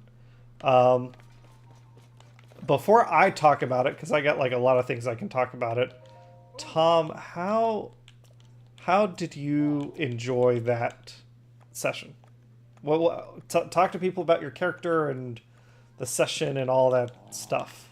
Is this Cyberpunk or is this... Avernus Rising. Oh, for Avernus Rising? Yeah, the session was pretty good. More about my character. I'm playing an artificer, whose name is Maris or Maris. I don't remember the pronunciation. I don't think Mary. Yeah, it's been fun. It's been the primer was that you wrote, Cameron, was saying it's a lot more like role playing focused. So I didn't take as many like combat feats and things like that. Like I have spell casting as an artificer, but I only took like 2 things to do damage, which I would do even in a campaign heavy game anyway, depending on what I'm trying to emulate. But it's been a lot of fun. I like artificer a lot as like wizard, but with like engineering stuff. I like engineering focused roles for some reason in games now. But yeah, it's been fun to play as her. It's someone who gets a lot of things done and is very like goal oriented, which is I typically play like the not the opposite of that in most TTRPGs. But it's been fun. I think it's been the last 2 sessions have been like hectic because we have like an immediate goal, and that's been really good at pushing us to do things. Yes. We haven't had to spend as much time deliberating about like, well, kind of like what happens like when we go on vacations. Like, well, what do you want to do now? Yeah. Immediate sense of urgency. Yes, yeah, sense of urgency with a little bit of leeway for what we do in that immediacy, but it's been a really good pace so far, I think. And there has been combat, which has been like, I like the combat. I am also fine if it doesn't happen. I'm pretty adaptable when it comes to those games, but I think it's been a good mix of like everything so far. Yeah, having played part of Descent earlier, it's kind of an interesting take on like the other side of things. Yeah, it's definitely not going to be like no combat the game, but I wonder if I can use this to get over there. So let's see. Are you? You are. Okay. So I want to get over there. And what do I have in terms of supplies? I don't think I like combat a lot, so I don't think even my version of like roleplay heavy still involves like regular combat. But my definitely one of my intentions is, oh look at that sunrise, to have, especially with like the group of players we've got as like our central group for it, to have, because we're experienced, it's a group of experienced players, who are comfortable with roleplay. I want to leverage that as much as possible in the campaign, and have opportunity for you all to roleplay with each other in character and with like with the NPCs and things like that. So Yeah. we had a little bit of that. Again, the like for the first session, I think because of the scenario, it totally makes sense that that's not like all that happened, like role play. But my intention is after this session, we would like there's going to be a lot more opportunity for that. Yeah.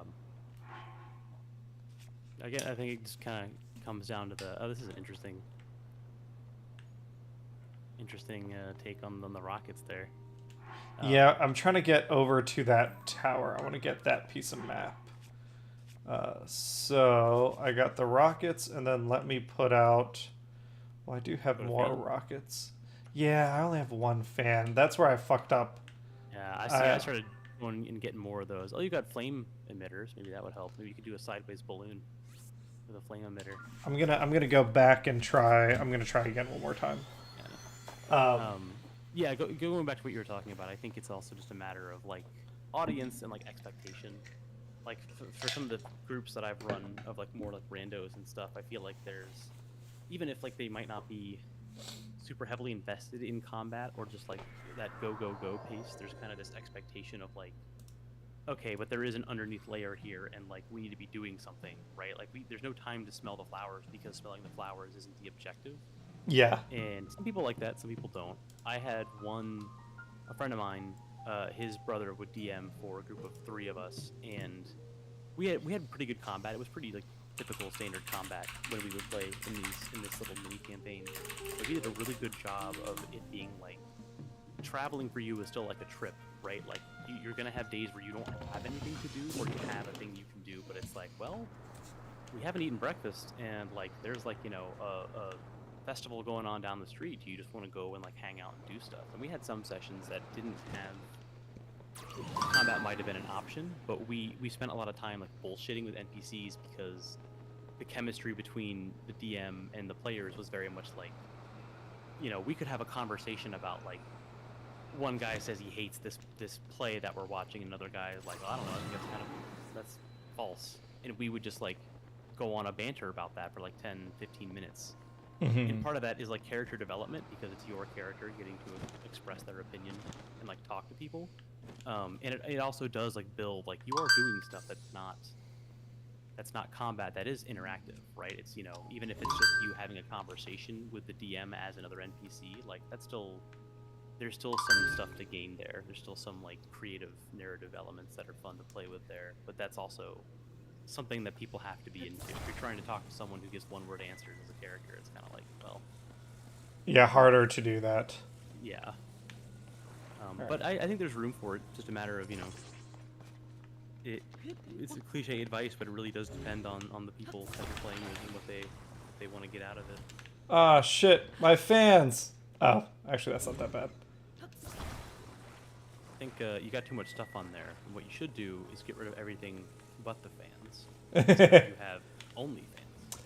Ah, there we go. Yeah, that's the key right there. You know what? You're not wrong. It is important to have OnlyFans. What direction are you trying to go in? I'm trying to go this way. I wanna. This is. So, okay. You got them pointed away from. Yeah, I'm gonna fix it in a second. Okay. I want to set up my rudder. This is me unnecessarily over-designing.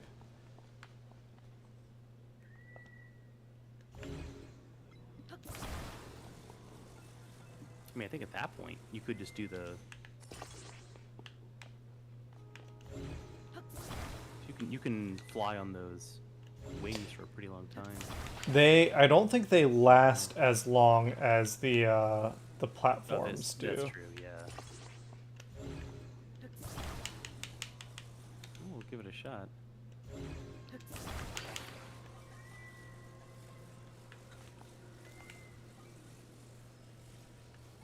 I do like watching people build stuff in this game, like on stream. It's very interesting to see people's like thought process.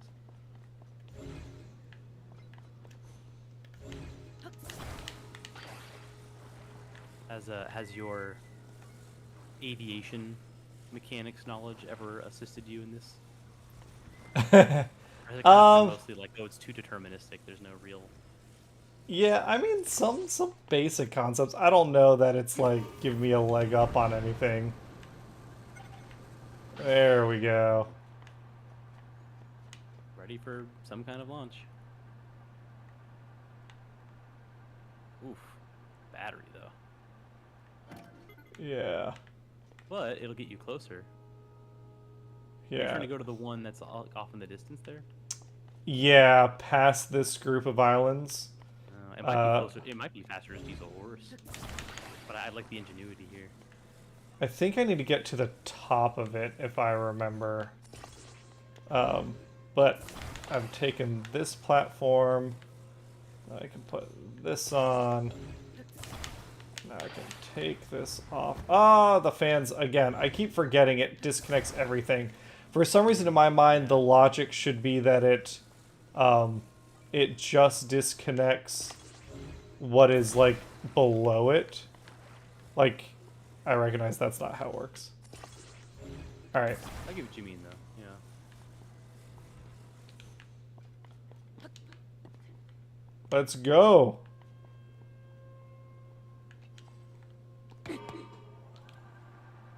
Oh. It's not paying attention.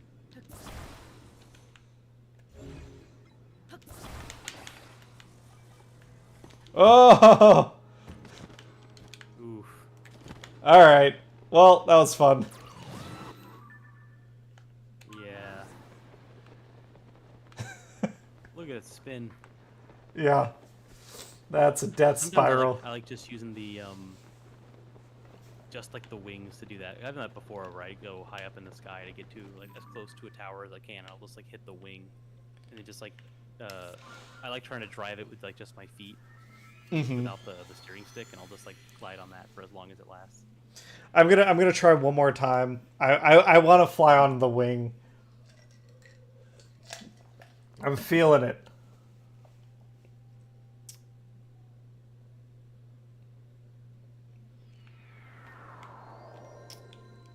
And I think I'm at that point, like in this game, I'm productive for a while, and then I just want to fuck around for a while. Yeah, I've wanted to do that more with this game, and just like make vehicles, but I wanted to get a little bit extra battery so like it actually felt meaningful. I didn't have to stop every couple of minutes. It's also helped exploration in the depths. Yes, more like vehicles with headlights. Yeah, I need, like, getting more battery is something I need to do more of. I got crystals. I don't remember how I got crystals. Oh, the Zonite or the charged? Yeah. You gotta go talk to one of the guys on the Great Sky Island. One of the little constructs. Apparently there's another place that you can do too. Interesting. I'll look it up and sort it out. What will you turn in Zonite for crystals? Yeah, so every 3 Zonite gets you 1 crystallized charge. And then you need 100 charges. Yeah. But large Zonite chunks give you 20 crystallized charges. Oh, interesting. So how many charges do I have right now? Or they're worth 20 Zonite, something like that. But yeah, it's 300 regular Zonite equates to 1 battery piece.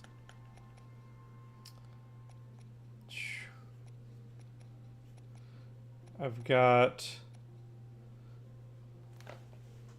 What's it say? 7 and 100. Okay, so still not enough. But good to know.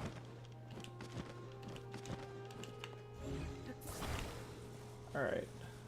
This time we're not going to worry about the platform at all. I say as I start immediately thinking about how I'm going to use the platform. Alright, we're going to take the rockets. Get them out of here.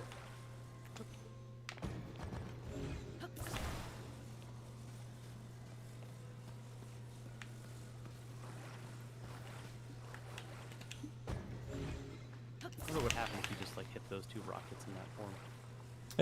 I mean, it would just spin out of control. I think we know. Don't you hit that But, intrusive thought where you want to do it? Oh, 100%. Alright.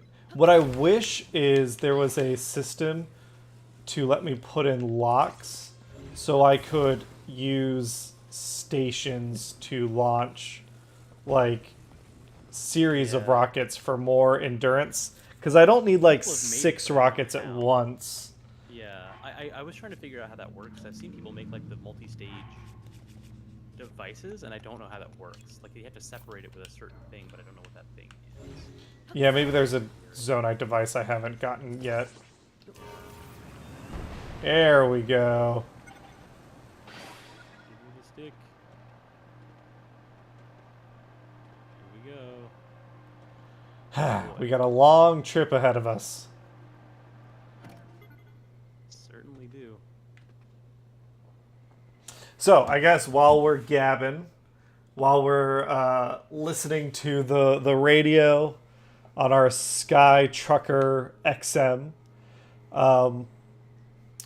we were talking about Rise of Avernus. If I haven't talked about that campaign before, it is my intention to run I haven't done a through level 20 campaign yet. At this point, I consider myself having finished 2 campaigns. And I'm ambitiously finishing 1 more this year. Waterdeep Dragon Heist feels like it is not going to happen this year. Mostly just scheduling. Yeah, so here's... My Dragon Heist, is that different from the Max's Mad Mythic? No, same campaign. Okay. More power. Come on. You're talking about finishing. Yeah, I think I can finish Dragon of Icespire Peak this year. But I think my goal would be to run the, like, Nate right now has his schedule and people have their schedules, but my goal would be to 2024 run Avernus Rising with enough frequency that we could finish it next year, because it's going to be short. It's designed to be 20 sessions, and outside of that first session, they're all like 2 to 4 hour sessions. Like they're pretty tightly time controlled outside of like role play and stuff. So I'm being generous and I'm rounding it up to 30. Like if we add 50% more time for role play. But I think we're here. Beautiful. Woo. Okay. How do I cut? Okay. How can I cut these? It's always been raining here for me. Yeah, okay. Yes, I think it's a permanent weather That's effect. great, Yeah. We were talking about this last time. Oh, you did do this tower? I think so. I had to make a certain type of like structure. I couldn't get like one to perfectly fit over it, so it kind of just like mangled itself. But it lasted long enough for me to get the fire off. 3 tents. We need a few more tents to keep the luggage and firewood dry in the rain, so I got them. Okay, tents. So I need to build... Oh, I remember. Okay,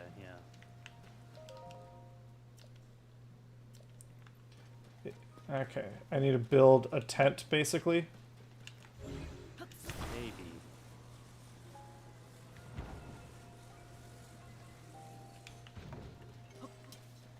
I remember how I did this. I'm wondering if I build a house and I set the inside on fire, if it's like near the. Well, it's separate. I think it still needs coverage. So if you build like a kind of a house, as long as it's like open on the back to like cover the vines, I think you could. Yeah. Which actually, that's not a bad idea. Yeah. What else has been going on? I think that's it. I feel like we haven't talked politics recently, but I feel like not a whole lot, but a little more confident in our justice system now that Trump has actually been indicted and he's getting processed. Yeah. I know Hannah was super pessimistic about him ever like seeing justice. This doesn't mean that he's going to be found guilty or anything. Yeah. But it's it's the process is continuing, and that gives me a measure of trust in it. Yeah. I'm kind of sided with Hannah on this one. I haven't really paid much attention to like that specific stuff in the news. Like I hear like the major stories, but when it comes to political stuff, I just haven't had the. I've already got a lot to process on my own. I'm kind of like, yeah, okay. It's moving, and I know it has to move at the glacial pace, but it's also kind of like, I mean, it's good. It's good that things are moving. You know, it's hard to believe in some of that actionable stuff when it has to take as long as it does, but hopefully it would be nice. I hear a lot of that from my mom. My mom is for someone who claims to hate him as much as she does. She consistently brings him up in conversation at least once every time I go to visit. It does, my mom, but I'm kind of tired of hearing about it. Where I'm like, cool, this is the fourth time. Is anything gonna happen? Does this mean anything? I don't know. yeah, it does feel like our parents' generation got like hooked into I don't know, what do you call it, like hate watching, doom scrolling. Parents' generation with the advent of technology where it's at right now, because it makes it that accessible. You know, the stuff they paid attention to when they were younger, like their version of politics is a lot easier to get stuck on because it's like, well, it's always there, right? And it's always relevant, technically. Yeah. That also means like now that it's kind of become like you can't have a slow news day if you can help it. Kind of means like there's always something to be astonished about. Kind of just move past that point for the most part. But obviously, I try to stay informed of the important things like local elections and all that. Yeah, yeah. Which I think we talked about it already, but Ohio beat our bullshit ballot. But the fight's not over. So if you are not registered to vote in Ohio for some reason, and you live in Ohio, don't register to vote in Ohio if you don't live in Ohio. I guess you could try. Yeah. I don't know. I don't know what happens there. Are they just like, yeah, no, you don't? I think that's election fraud. I think so. Yeah. Maybe don't do that. Actually. Yeah, just don't do that. But if you are registered to vote in Ohio, or you could be registered to vote in Ohio legally, do so, because just because we defeated the ballot initiative about amendments doesn't mean the fight's over. We have an election about the right to abortion at the state level coming up in November. So make sure check your registration, all that good stuff. Yeah. Okay. That is the stuff, yeah, that is important, I think, to keep aware of, or at least, you know, even if you're kind of disillusioned like me, pay attention to that, because that is the stuff you can affect. This feels like a pretty sturdy house. I was going to say, I'm curious about what you were building here. I basically just want to make sure it's big enough and sturdy enough that it doesn't catch on fire. And So I tried to build like a table with 4 legs. I couldn't get that to fit behind the vines. I don't know if that'll be the case here. Ah, interesting. I can fix that if that's what needs to happen. Or maybe it's solid enough that you can just... I think as long as it holds up long enough for you to set the vines on fire, you're good to go.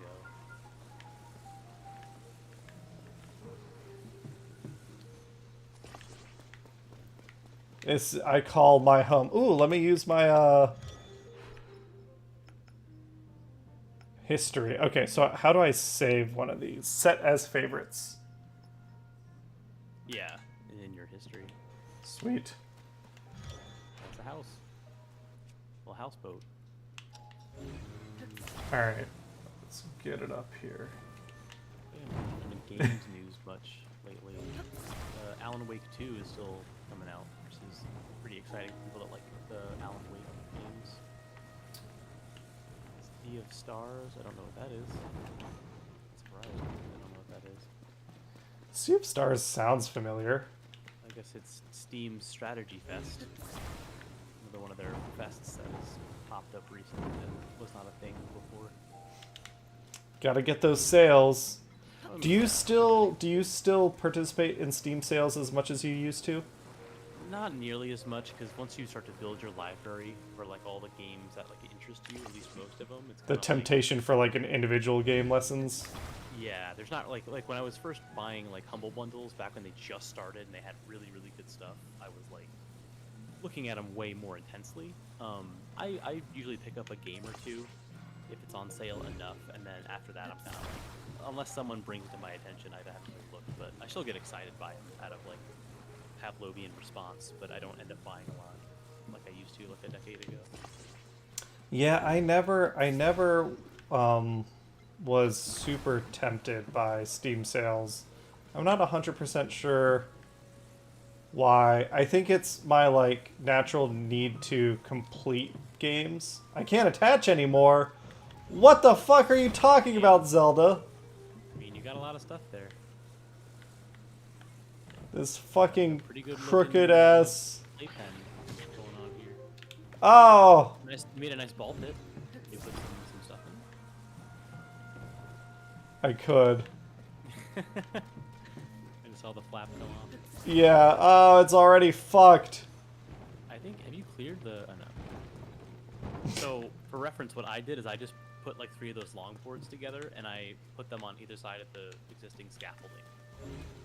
Yeah, just did a Put it bridge. against- Yeah, that would have been smart and efficient, and I do understand. But then it also took me like 3 tries to get that too. Ah, It wasn't like I got there and immediately knew what to do. I wanted to build a house, Tom. I wanted to build a house for us with a white picket fence and a dog. We're gonna go cruising, man. Yeah. All right, give me this.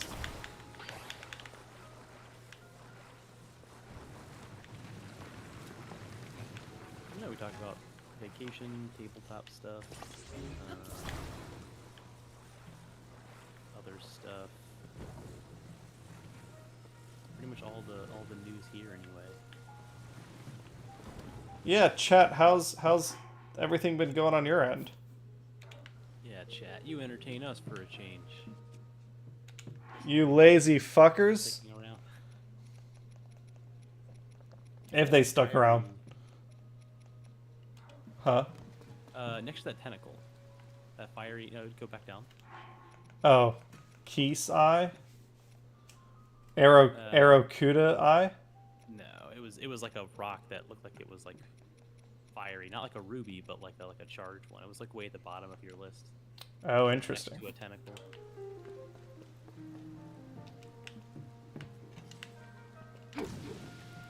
There we go. Simple. Oh, you could have just thrown that. Yeah, You could have just done this, Cameron. How come you didn't do it? I go into the fire so I may burn for my I will sins. say, this has been a good year for games that encourage me to not think about the most efficient path to doing something. Yeah. You, what are you doing? Yourself on fire? I'm watching the red moon, sacrificing myself to the gods for my sins. Maybe that'll kill them all permanently. When the glow of the The blood moon goes so much harder in this game than it did the last one. It does, yeah. The like amount of effect particles. slain monsters, And just Don't do it. the like poem she says is way more intense. Yeah, I feel like they made a bigger deal of it. It's still something I usually just skip immediately, but I do like watching it every now and then.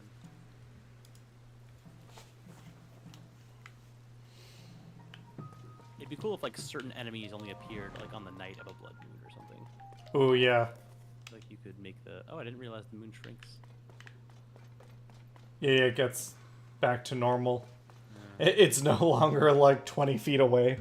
Yeah, I guess it's like a Majora's Mask kind of deal. It is interesting. It feels like this game ties a little bit of that lore back into things. I'll be curious to see. They make the armor sets from the other links like way more apparent as like side quests. Yeah. There's a quest for the Fierce Deity stuff now, which is great because I still never got the full set through amiibos in the last one. Oh yeah. Yeah, that's another thing I haven't been doing so much of as I did last time is amiibo stuff. I should do that. What was that tower in the... I guess I'll find out in a second. Get my map on. YouTube says Fave Zelda now. I think so. I think both, you know, either this or Breath of the Wild are my favorites, just because it's the most like the interactable systems are probably my favorite. I think Wind Waker might still be my absolute favorite. But no, like, that's not for lack of trying on these games. These games are pretty great. Oh, there's a sword over there. All right. Yeah, like I have a lot of like memories of Ocarina and probably like Twilight Princess. Those are like my top two like just historic ones, but like in terms of just gameplay, I think I do like these the most. I've never seen that sword. That glyph? Yeah, I figure why don't I end the stream on a geoglyph? How's that sound? Yeah, it's not a bad idea. Well, I see that. Next time I play this. Oh, that's not even on the map that I discovered. Alright. So there's a shrine. Where else is there a shrine?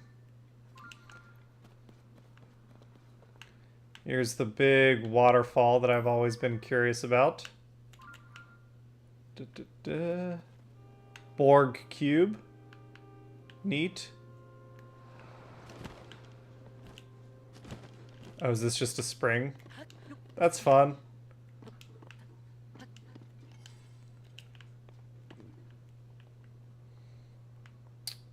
I guess I was expecting to see like more shrines from here. Ah!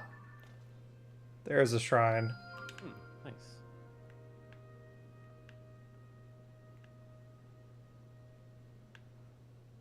Anywhere else that I'm looking nearby?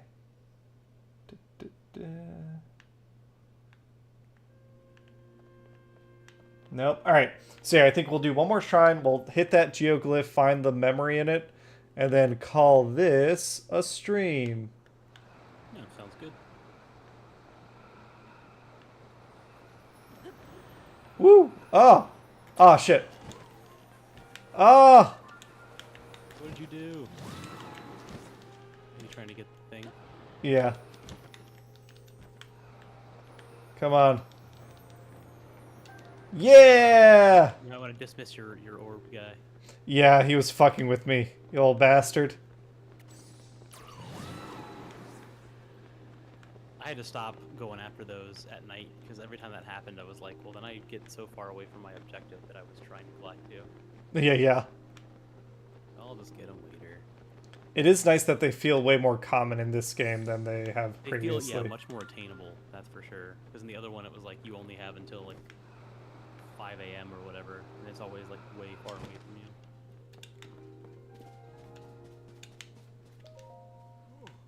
Roselle, they've destroyed the village. It's ruined. Bolson. Oh, hey, Bolson. Oh, I didn't know he was in this. Why do we get the feeling we're being watched? Because I'm standing in front of you? Laurelin Village. Oh, I need to do that still too. Yeah, had multiple people talk about that. Go fight the pirates. Okay. Is this is like a monster destroying squad or something? I think it's like pirates raided Laurelin Village. Just like So pirates, there's a yeah. couple people from there in other places that are like, yeah, I used to live there, and then pirates came. As long as a single one of them remains. Got it. Alright, so we're going to grab Sifumim Shrine. So we got a warp spot. We'll knock this shrine out. We'll go do the geoglyph, and then we're gonna call this a stream. Yeah. And I'm not sure what other streams are gonna happen this week. Tomorrow is Danny's birthday, and I assume pretty strongly that he will Yeah. not be streaming. We still need to. I texted him, Tom, to see if a naked stream or naked shrine. You said Nate could stream. I was like, what? Yeah, no. Him? Nate could naked stream. Check out the Arbitrary Hero OnlyFans. I was saying, I texted Danny saying, hey, do you want to have like dinner or something? Because I think it would be fun. We'll see that would be fun. if he ends up responding. Yeah, I don't know if there will be Dead Space this week. I didn't talk about it with Hannah at all during the trip. Yeah, I feel like probably not, right? Oh shit! All right. Was there an arrow, bow and arrow anywhere? No. All right. How do I? What I typically do if I'm looking for stuff is I scan with Ultra Hand. Yeah. Because it highlights everything you can manipulate. That's actually a pretty good tool. That's not applied by the game. I don't think, but I use it to scan a lot actually. Mostly to make sure I don't miss any items when I bomb a bunch of Ah, shit. weapons. Oh, that's a really good idea. Is it like a cover? Yeah, but it didn't work out.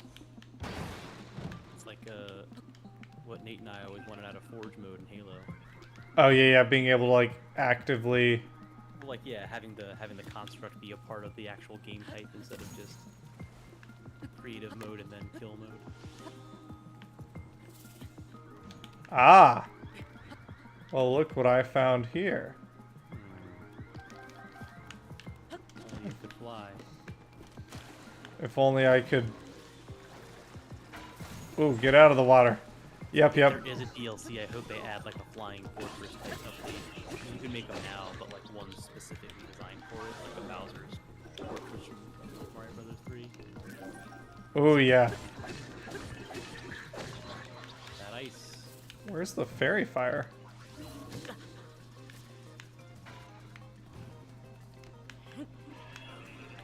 God, just near misses.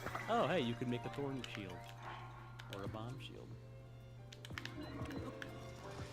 Oh, you gotta Oh, I thought I could launch the. throw a fire fruit at it. Oh, yeah, I'll do that next. All right, one more time. Oof. We're just goofing. Just new boot goofing. Yeah. I haven't seen any of them in a while. I really like that group. Oh, like the Reno 911, Mm-hmm. Thomas Lennon, and all them. Yeah. They're all working on individual stuff.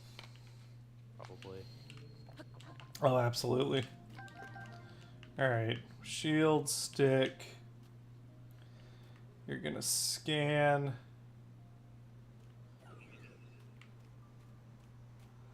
Can I break eyesight? I can.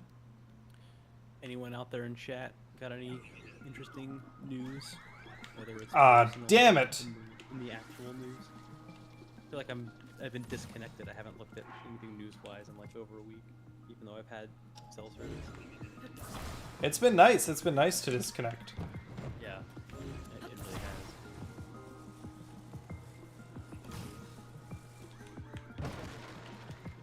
Yeah, I need to make more time for outdoorsy stuff. Hannah and I go hiking every Saturday. Oh, that's not a bad idea. If you ever want to come join us. Yeah, I might actually. That'd be kind of fun. I got to get my equipment back out. I wish I would have done it earlier on in the summer because I wanted to spend more time outside, and then video games happened and ADHD happened, and I just didn't. It is understandable.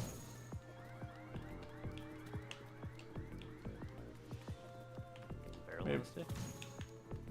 It's just something to get my like damage Good up. carnival food. Yeah. I just need to dodge. Yeah. Well, I don't have, Wonder, could you use recall on an arrow? I never even thought about that until now. Maybe. I bet. If, like, on one of the elemental ones, you could. It'd be easier to see. We'll try it. Alright. Some flame fire fruits. I can use recall. No, it doesn't look like I can use it on an arrow. I was gonna say if it was an elemental one, but probably not. Yeah.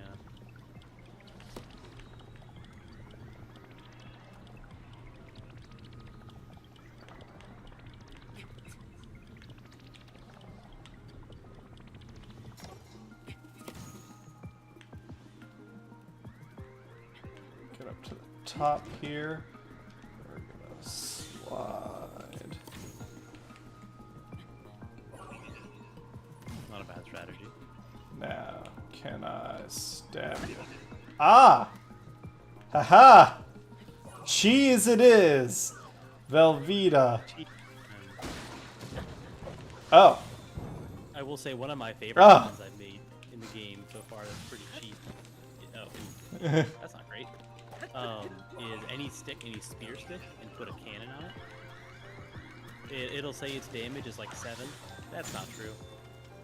Cannon on a stick is literally just like an instant like boomstick. Oh, And interesting. boy, howdy does it. It's concussive. It does a good amount of damage, and it will send enemies flying. But, be careful about how close you get to something before you use it. It is powerful. There, got some bits. Or attaching a rocket to a bat, and then you throw it, and it goes very quick in one direction. Ah, shit.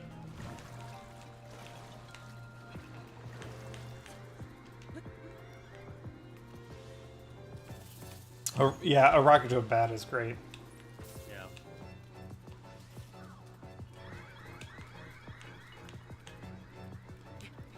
You fucking narc. Oh, you know what you could do? Just ultra hand them and flip their boats over.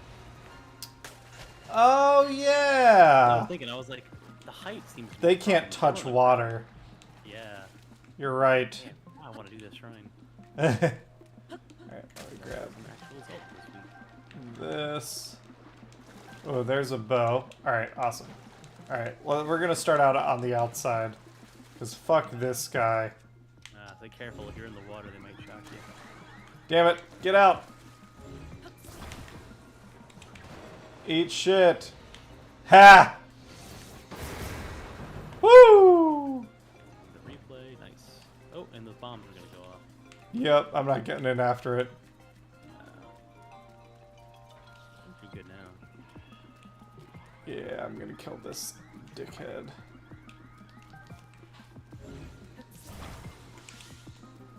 Ah, damn it. Just a little short. There we go. You die. You die. You die, we all die. Death for you. The universal truth.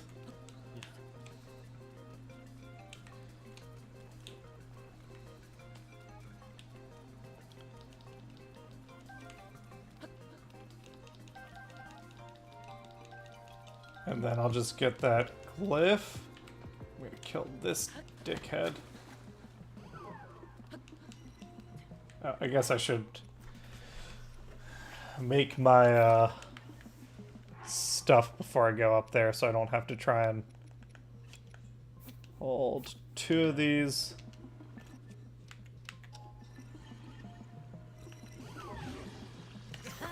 Sturdy stick.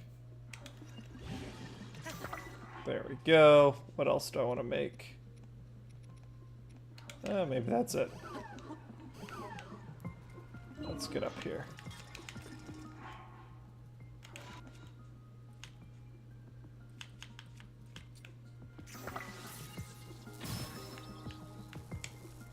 Eat shit, you bastard.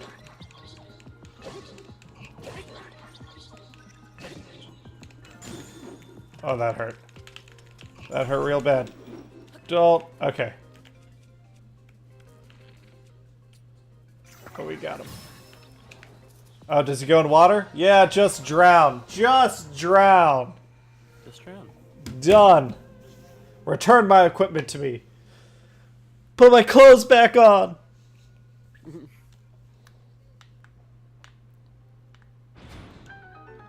Sweet. Can I gather any of this stuff still? It doesn't look like it. Well, alright then. Oh wait, can I gather the captain materials? Nope, not in the water. Damn it. Like, that would be really good materials to get. It is a bummer that when they... It feels like you should at least get that stuff back. Yeah. Oh, you know what I can do? I can pimp out these dumbass sticks with dumb shit. That I can at least do.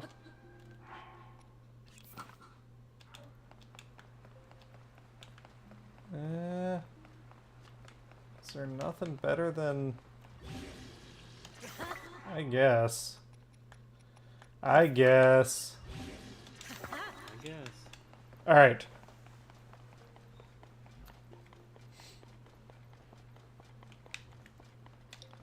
And a treasure. Woot. Nice. Give me something good. That's not bad, I guess. I can't carry any more melee weapons. What about this fucking stick? Alright, well, I guess we'll get rid of the spiky club. What about the stick, though? Yeah, what about the stick? It is, I know Ian really doesn't like the durability system in this game. I didn't mind it in Breath of the Wild. I think I like it a lot in this game because of the crafting mechanics. It feels very, what's the game called? Not Left 4 Dead. The one where you're Frank the photographer. Oh, Dead Rising? Dead Rising. True. It's like none of your gear is going to last forever, but you can keep making new shit all the time, and that's a lot of fun. Yeah. Alright, let's go get this glyph, and then we are going to call this a stream. Laurelin Village, the smoking husk. Oh, yeah, you're probably going to get a cutscene, I think. Maybe. I'm trying to avoid it. I'm trying not to do it this stream. I don't care about these people and their problems, Tom. Yeah. So tired of whatever the quote is. What is that? I want to say Rorschach, that's not it. Manhattan? Watchmen? Watchmen. Yeah. Easter Manhattan. Can I rewind any of these stones? Nope. That has become my favorite use of recall, is just finding a random rock in Hyrule. And yeah, then and like riding it up for the vertical height. Yeah. I do that sometimes just because I'll be like, I don't really need to go up for any reason, but what if I did anyway? Yeah, but what if? Which I like. It's like a distraction that I welcome, because I'm like, yeah, why not? And in a game that has so much verticality, it's like, there are times, I think, without it where you'd be like, fuck, I wish I could get up there real fast. Right. And it's like great foresight by the designers that they're like, well, it would be silly if you got up there. Unless. Yeah, unless you did it on our terms. Alright, where is... I'm looking for a little puddle. Which I guess the best spot to have been looking for would have been from, like, up on that cliff. Maybe it's at, like, the very tip. Yeah, I always struggle with these. Oh, and there's, what island is that called? I forget. It was the one where if you go to it... They take all your shit away and you have to, like, do the whole island. I wonder if that's what it is here. Yeah. Oh, it looks like it's gonna rain.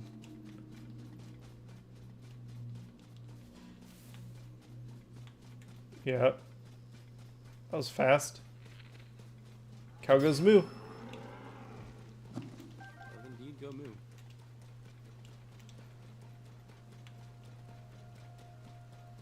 I'm kind of waiting in dread for the fucking Doom hands, the muck hands to come out at me. yeah, because you know they're gonna be here. Yeah, this feels like the spot for it.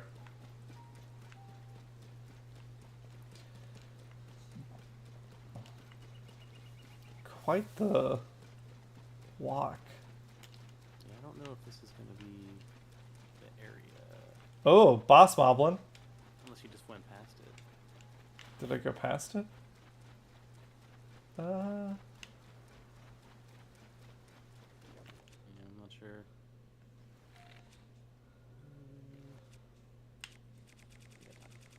Yeah.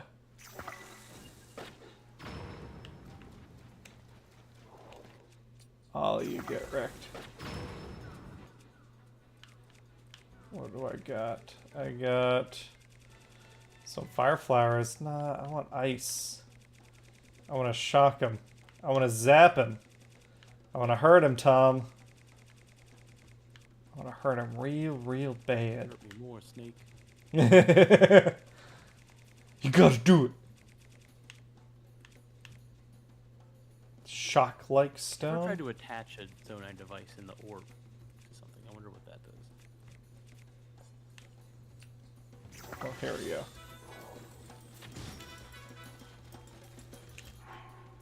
And let's get some of this out.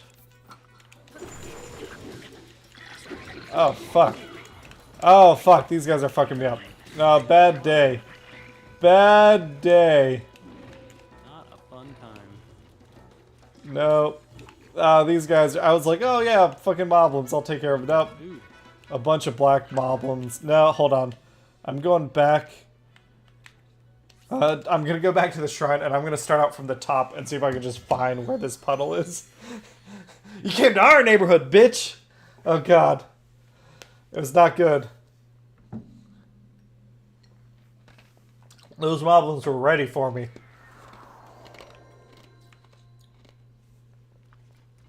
Alright, I should eat something though. Because to do nothing would be foolishness.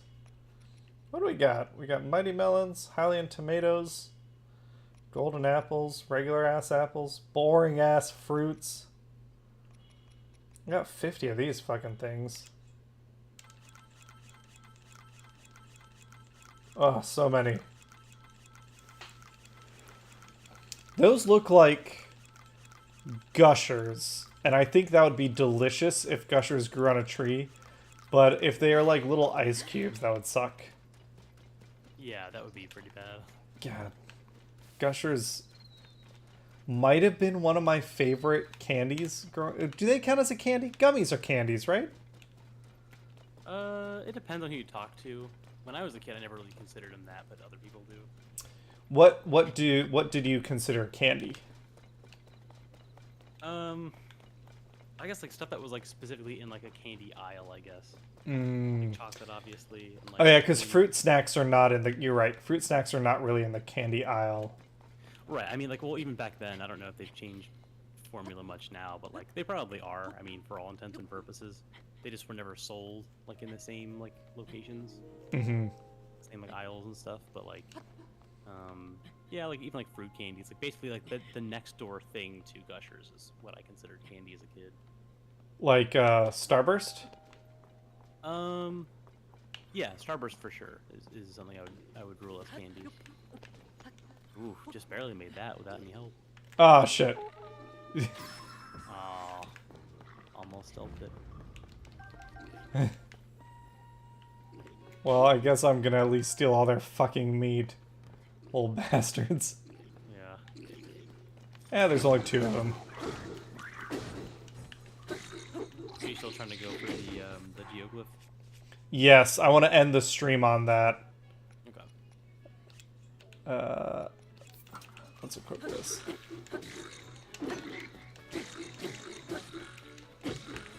God, these things take a lot of punishment. Just stay down. Oh, and they beat the crap out of me. Ah, oh, damn it. Yeah. Alright. Alright, maybe we'll call this a stream. I was hoping to end on a triumphant note. Well, it's but something we can start out with on the next one, too. Yeah. It is almost 9. We'll call this a stream here. Thanks everyone who was hanging out. I think it was most of the usual crew. I know Yeah, thanks everybody. we skipped last week, so maybe a bit smaller than before. And yeah, like I said, I'm not 100% sure what our schedule is for the rest of this week. But keep an eye out on our social media. Hang out with us on Discord, all that good stuff. And we'll catch you all on the next one. Yeah. Bye, everybody. Bye, everyone.